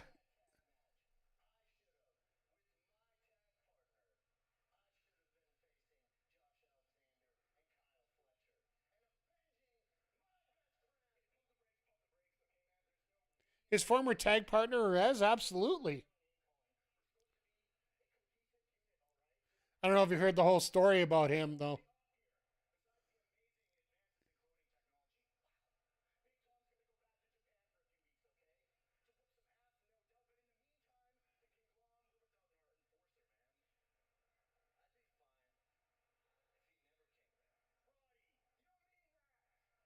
Wow.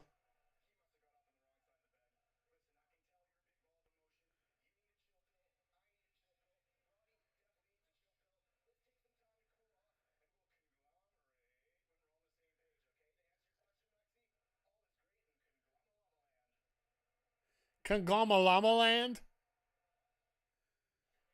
All right, well, that's how to make a big promo and get 4 people over with 2 people talking.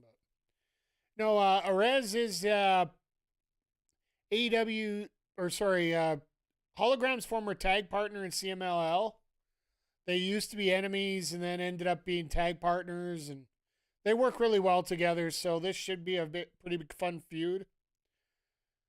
The story basically is Arez was about to be signed by WWE, but he took the contract, gave it to Tony Khan, and said, "Can you beat this?" And he said, "Yep." And Arez said, "Okay, let's go." So, but yeah, we're coming up to our main event already here tonight. Like, only a 4-match show, which honestly, with these matches getting the time that they did, it's not that bad. Saw they pitched him for AAA. Absolutely, they did. And yeah, he said, "Nah, CML's good. I can work for AEW a little bit too, and life is good that way." But as per tradition here, I do want to give you a bit of a rundown what's going to be coming up on the channel. Little weird points in the schedule this week, so but in a good way, because no stream tomorrow. Go Bills. But Monday night, 9 p.m. Eastern, 7 p.m. Mountain, we are debuting Mutant Football League Season 2. As the Snuffalo Thrills look to avenge their Mayhem Bowl loss to Jacksonville, which kind of ironic. See that we're dealing with AEW here. The action's going to kick off somewhere between 9 and 9:30 p.m. That's going to be our Sunday, Monday spot from now for the next little while. No stream Tuesday. AEW Dynamite on Wednesday, followed by the conclusion of Season 2 of WWE 2K25 My GMO, the online edition. We got 6 weeks to go. We're going to wrap that up next Wednesday, and then Thursday afternoon, it's going to be moved from Thursday morning to Thursday afternoon with Horizon Forbidden West on Thursday. And then might get a bonus stream of Horizon on Friday as well in the morning. My days off got switched this week because I have to work an extra day. I got to work Wednesday and I get Friday off. So probably going to switch things around there. Maybe add an extra stream in there just for kicks. But then next Saturday, we are going to be back here again for the Go Home Collision to AEW All Out and the final show from the 2300 Arena in Philadelphia. So you know TK wants to put it a good point here. Uh-oh.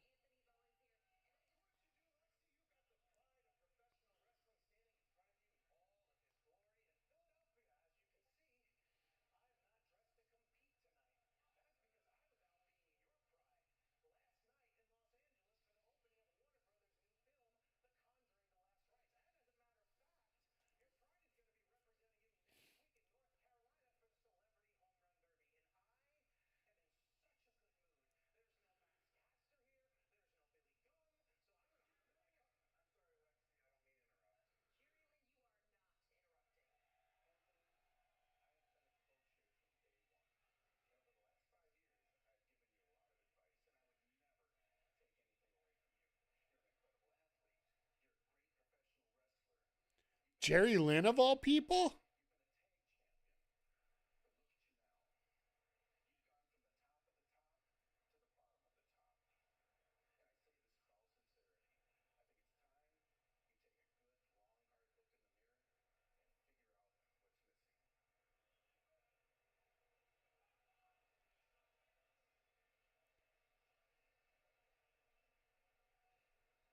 And there goes the interview. And Lexi's like, yeah, not much I can say at this point. So while you guys are all here, what do you think about the big news that's dropped here earlier today that Bryan Danielson's going to be a full-time commentator on Dynamite now?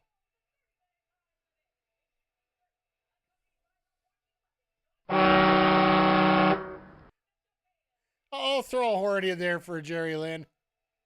And for Bryan Danielson as well.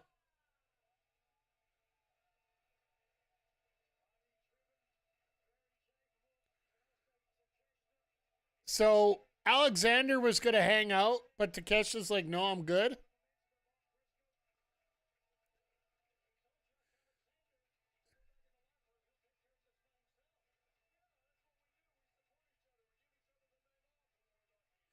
Tony retiring. I think what's going to happen is you're going to have a dedicated Collision crew and you're going to have a dedicated Dynamite crew. Because you have noticed that Tony has been doing less episodes of Dynamite lately. And you don't want to have a 4-man booth because that's just stupid. Does Taz bow out? You never know. After they had the retirement at the 2300 there, they had Taz's banner lifted to the arena, so feel like Taz is done. That might be it. And if, like, you got to remember, Taz just had his knees and his hips looked at by the doctors.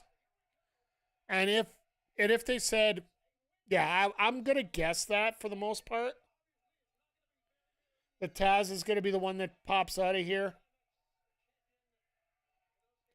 Because it really does seem like an out-of-the-blue announcement.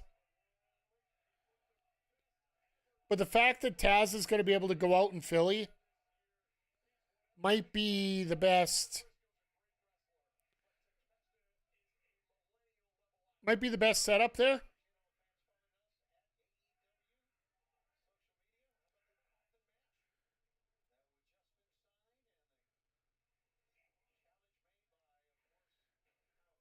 I know we have the complaint about them not using Blue Sky, but let's face it, X gets the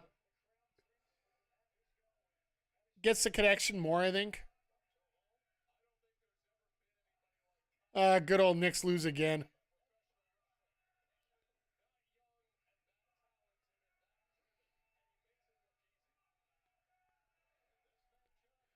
But you know what, guys?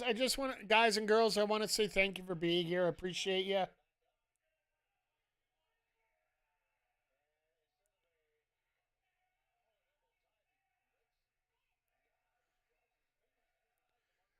The Elks are about to win.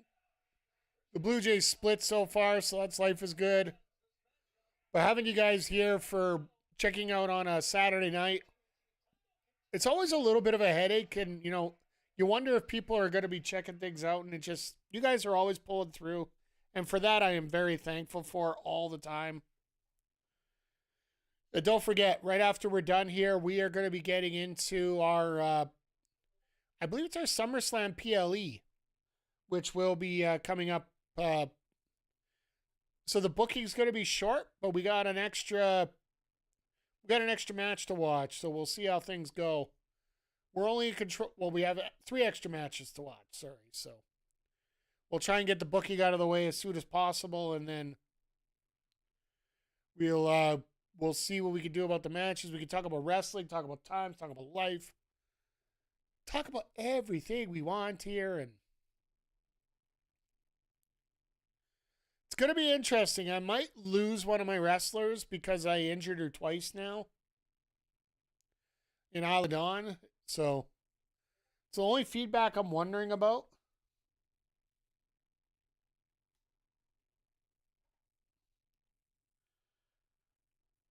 Oh boy, we almost got a no-hitter in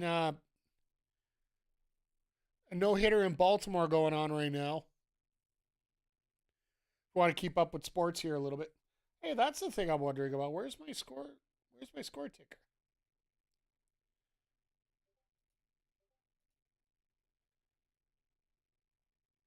Should be on there. Just turned it on. Yeah, I just had it flash at me here that it just came up, so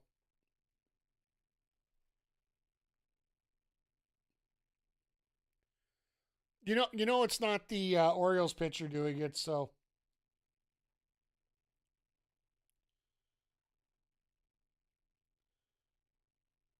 but no, there's so much positive going on right now. Well, let's face it, the Orioles stink this year. I don't know what happened to them. They're like, once again, like I was talking about with wrestling, you could, after the season, after a storyline, after a season, you can break down and see what's going on. But if you take a look at the Baltimore Orioles, and let's face it, the season's over for them. It just seems whether it was just everybody decided to have poor performance on top of the fact they got a few injuries, and this was expected to be the year that they were going to contend for the title.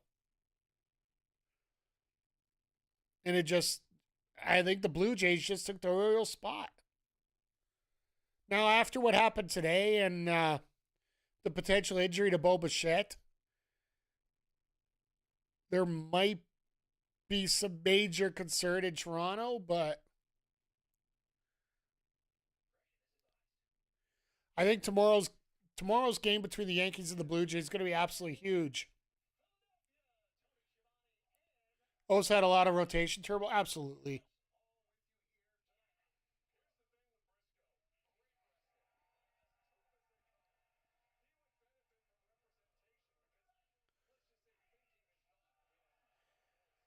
I love how Callis is still recruiting even though he's commentating.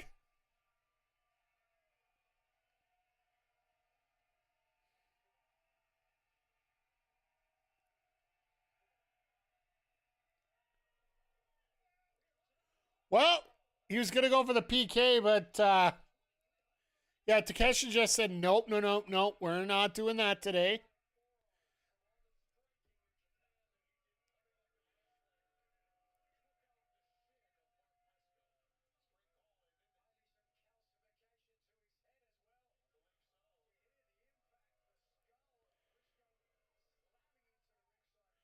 Oh no, what happened now? Oh, Jesus. Just saw another score from, what was it, the O's, the Ohio State versus Grambling State today, 70-0.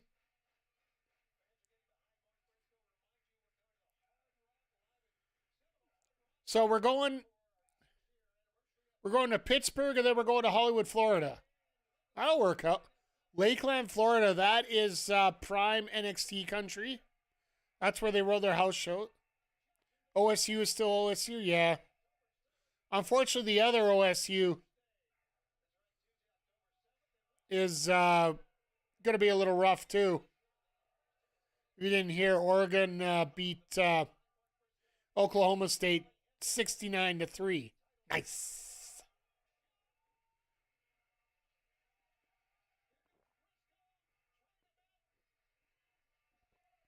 Yeah, defending champs, but the thing about college is being a defending champ, you typically,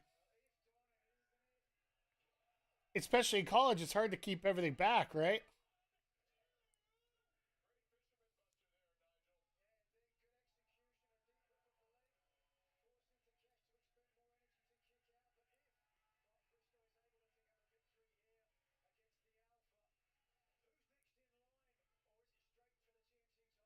Sorry, just trying to make sure that I get.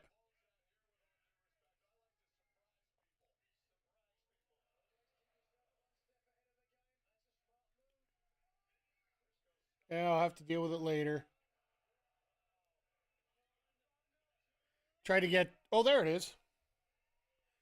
Yeah, no, every once in a while you gotta refresh. So there's the ticker. Now it's back. Now we all can be happy and learn about scores while we're here. Big Ten, nothing to miss. Yeah, well, I think it was Troy that. This sucks. Is Rip get anniversary night? Oh,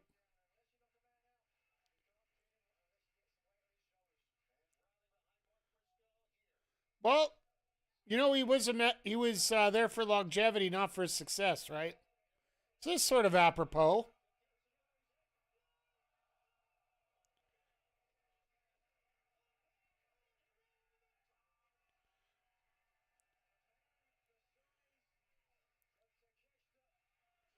So here's a question for you, chat, and I think it has to do a lot with the success that we've been getting here. And there may not be a definitive answer for this.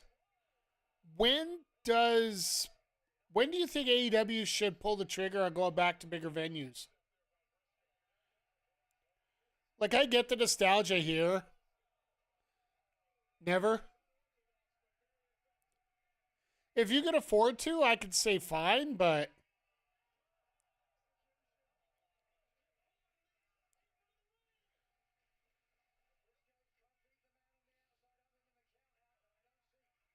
if you didn't, why would you?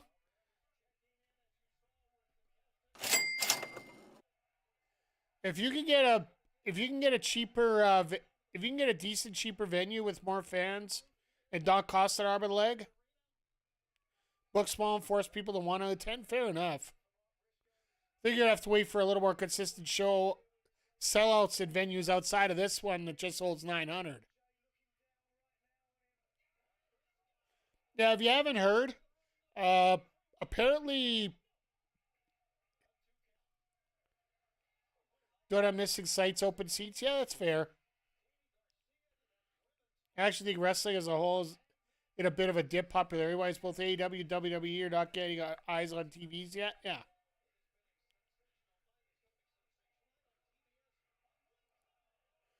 But if you haven't heard, AEW apparently it hasn't been announced yet, but they are looking at getting the Hammerstein again for December.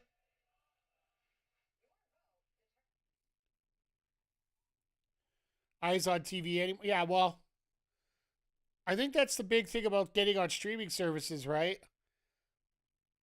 Like the biggest advantage of getting a streaming service deal is the fact you get such big money up front.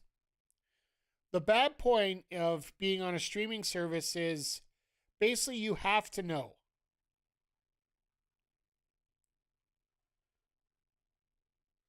Who had the last no hitter at Camden Yards? Would that have been Alec Manoa? I'm assuming you're asking me because it was a J.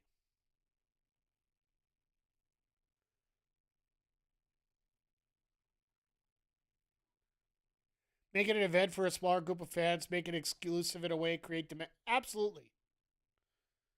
And I think it's going to be a long term plan. Give it a couple of years where you make it so that it is a must buy. and then maybe move up to a little bigger venues. Like, there's some cities that don't have a smaller venue that you could do stuff like this in.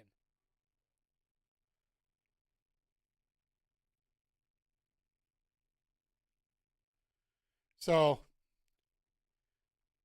that's why I don't mind these residencies. Hideo Nomo, Jesus.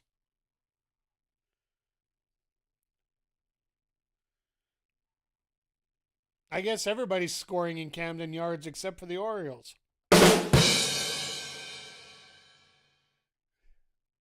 Yeah, I like to crap on the Orioles. You know, being a Blue Jays fan, it's just. Moto just gave up a homer.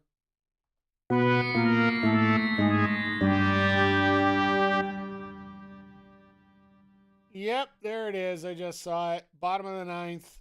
Just updated on the ticker there. Sucks to be them.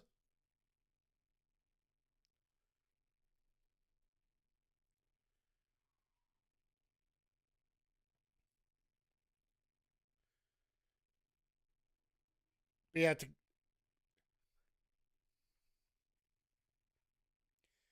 both these guys just laid it on the line. The Holiday kid, yeah. Oh, Jackson Holiday, okay. Yeah, no, kid's not going to let it happen. It's always great. But no, just watching this match here, like, just we're coming back from the break here. Takeshita, you can tell that he's just. Takeshita's at the point where he just needs seasoning.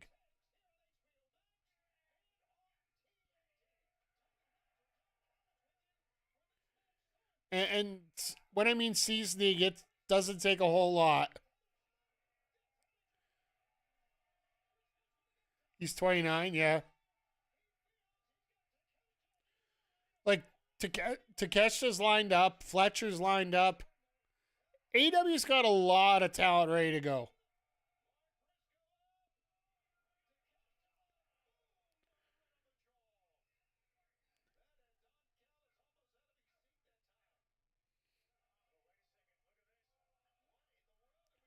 Oh, God.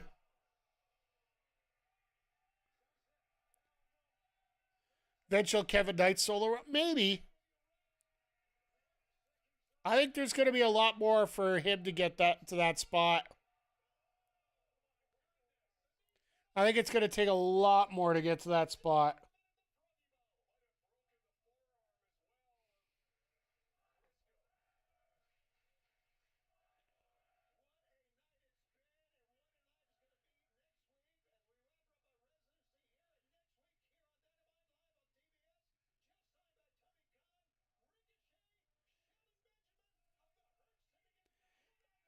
I love what. Oh, what the? Did I see that right? Shelton versus Ricochet on Wednesday?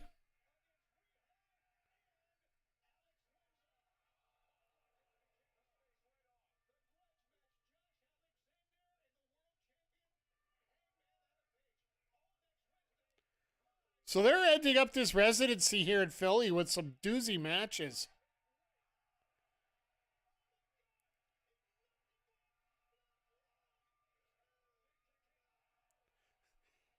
Callis about to have an aneurysm at ringside here.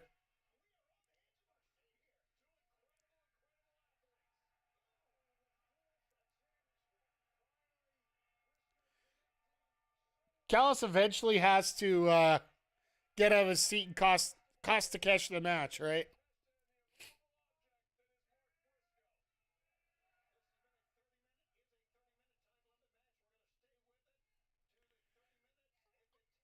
Oh my God. No way.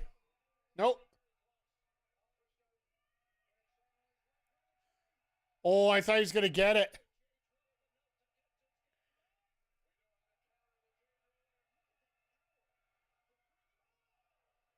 Damn.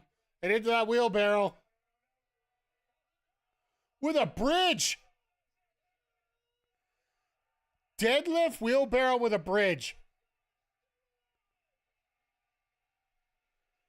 That has got to take some core strength. Like, seriously. Just hooking yourself right underneath like that.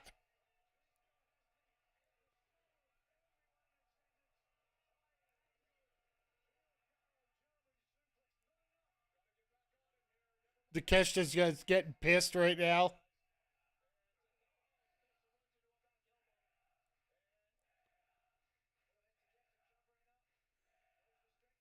Man up.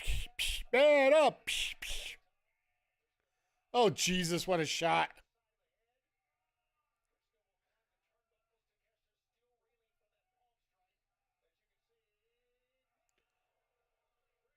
All right, we're going to have a crazy finish here.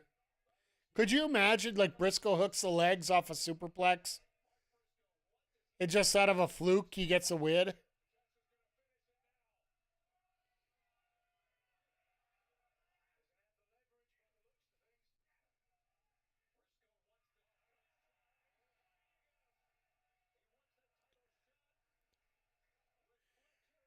One thing I find about 2025 wrestling, the difference between face and heel ain't that much.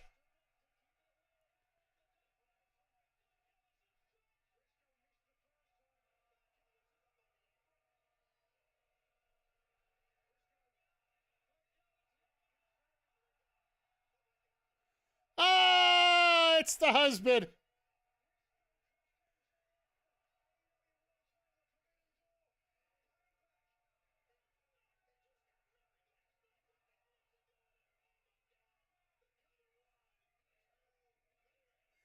Okay, we got this feud back going. At least we got that cemented in.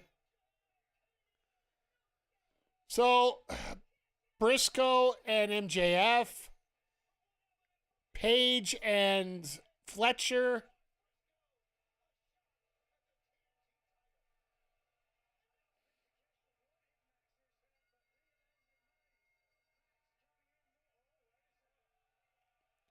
Ooh.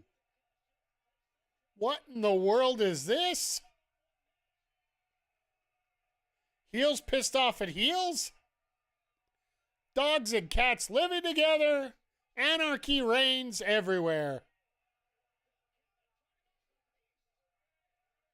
And Takesha's like, no, I beat his ass. You leave. You're beating him up because I beat him.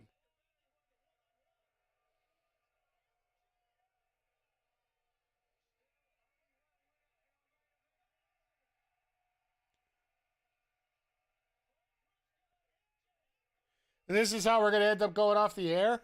Seems like that's what we've been doing every single week here.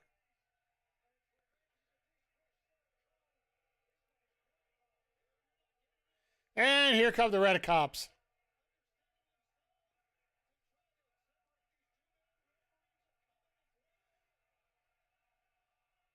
I'm assuming that these are some of the guys that are going to be on the card later tonight.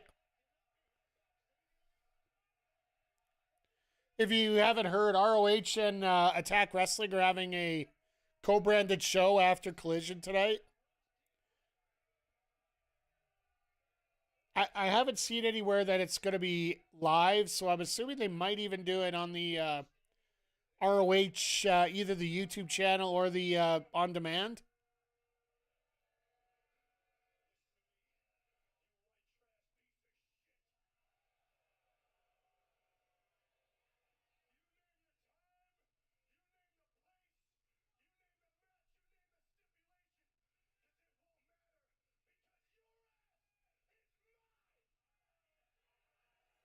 Uh,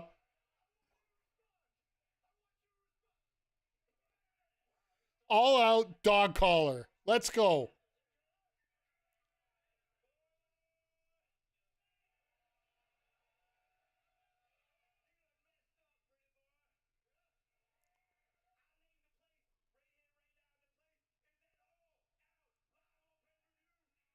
Okay.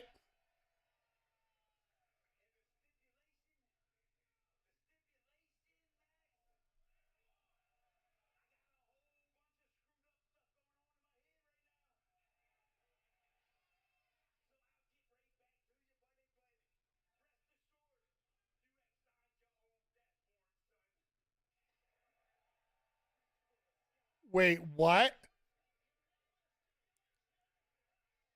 All right, well, we're going to find out on Wednesday what that's going to be. Like, if it's not going to be a dog collar match, they would have probably announced that right away, but I guess that's an extra thing they can pop for next week. as they fade to black here. Not bad, only 3-minute overrun, which really isn't that bad for AEW, to be honest. But overall tonight, like, for only 4 matches, they got a lot accomplished and a lot of super stuff done here tonight. Some of the highlights I would have to say, Garcia and we're starting to get a little bit more closure on the Moxley storyline and learning a little bit more about what the Death Riders are all about. Daniel Garcia I think he's getting closer to deal with the dark side. Just the way things worked out there. We also had Big Bill call out Eddie Kingston, a name that we haven't heard said live on AEW TV for months. I got a feeling that might be the match we see at All Out. Tommy Billington and Adam Priest getting an absolute clinic from FTR. And also more so the clinic about how to be made. And that's what they did.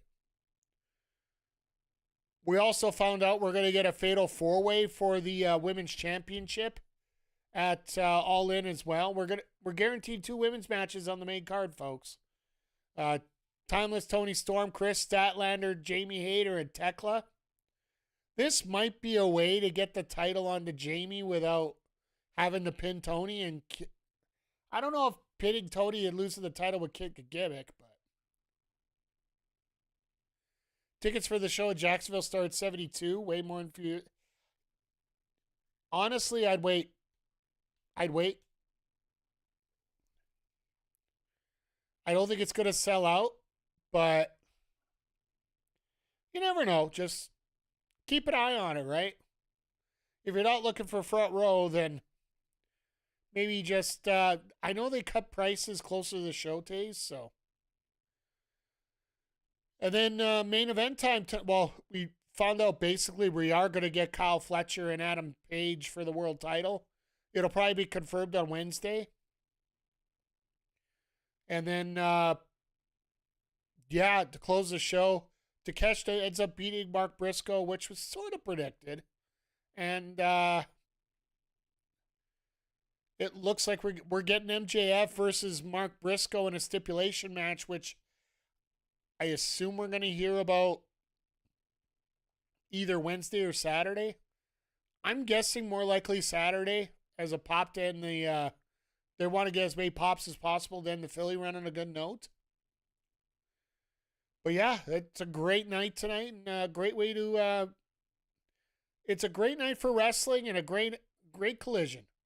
I absolutely loved the show tonight. It was a lot of fun, and it especially was a lot of fun with all of you here. So, but I think that's going to wrap it up for this first part of the show. For those on Twitch, hang tight here for a sec. We got to wave goodbye to our friends on YouTube. For those on YouTube, twitch.tv/MikeTheRef, we are going to be getting into WWE 2K25 after a little break here as I get everything set up.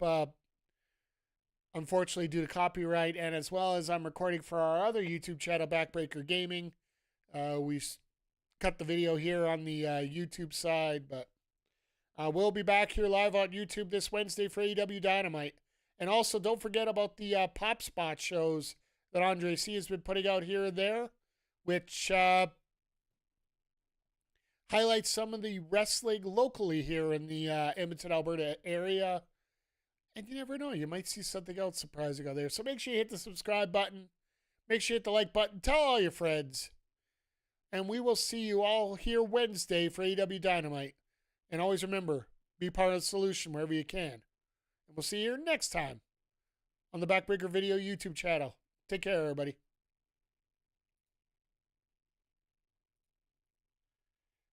And we are out.